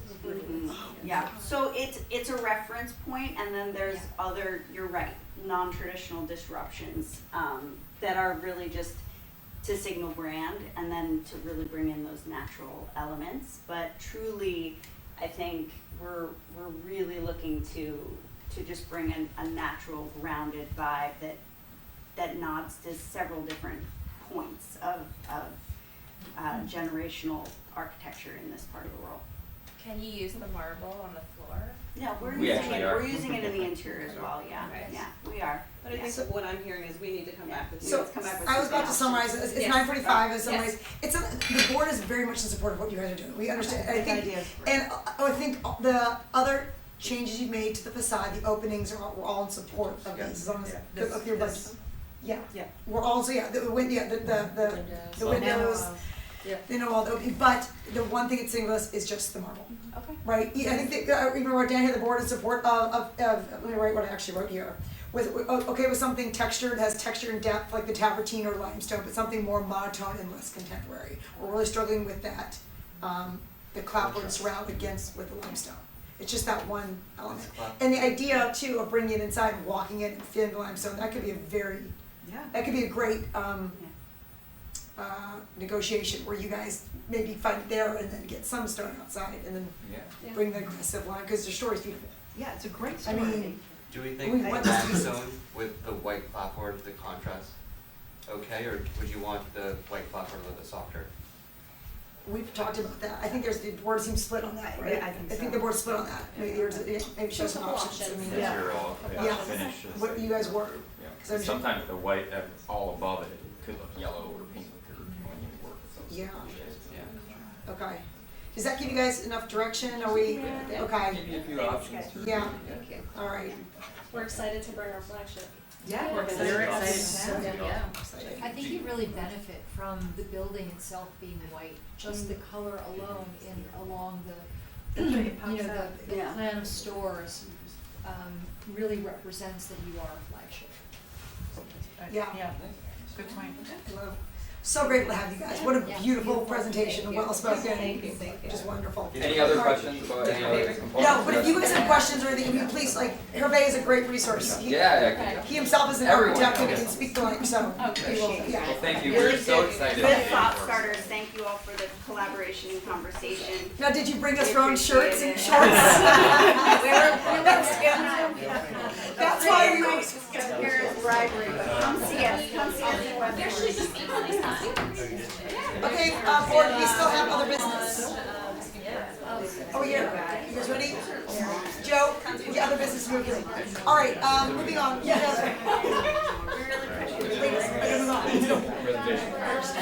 We have other business to discuss. I need a vote. I'd like to introduce our new member, Jamie Stevenson. Can I have a vote for my 2/3 approval to speak of the business? Sure. Okay, great. All right, so, introduction of Jamie Stevenson, our newest member. Jamie, could you please say hello and give us a little, a 2-minute overview of yourself and why you wanted to join this? Thank you so much, I'm so honored to be here, and I really look forward to learning from all of you. I served as first selectman for 10 years here, but my real passion is design and architecture. So this gives me an opportunity to really dive into that passion of mine. So I'm happy to be here and look forward to the community. And you did your own modern, was it a modern house? Yes. It's fantastic. You gotta bring that as examples one time. It's mid-century modern, it's now 20 years old, but we are probably one of the most sustainable homes in the area. That's 20 years old. That's virtually. That's really nice. We love it. Space and light. We're so grateful to have you. You had great contributions too, Jamie. Already coming in hot. We're so appreciative. It was silent in the first meeting, like I said, a single. Okay, so welcome Jamie. Minutes approval. All in favor, we have December, January, February. I looked them over, you all have them sent. I'm okay with them. All in favor, all three? Yes. Alright, anyone not in favor? Okay, it is, Channel 79 is 9:50 PM. I am going to adjourn this meeting. Thank you all so much. Thank you. Done.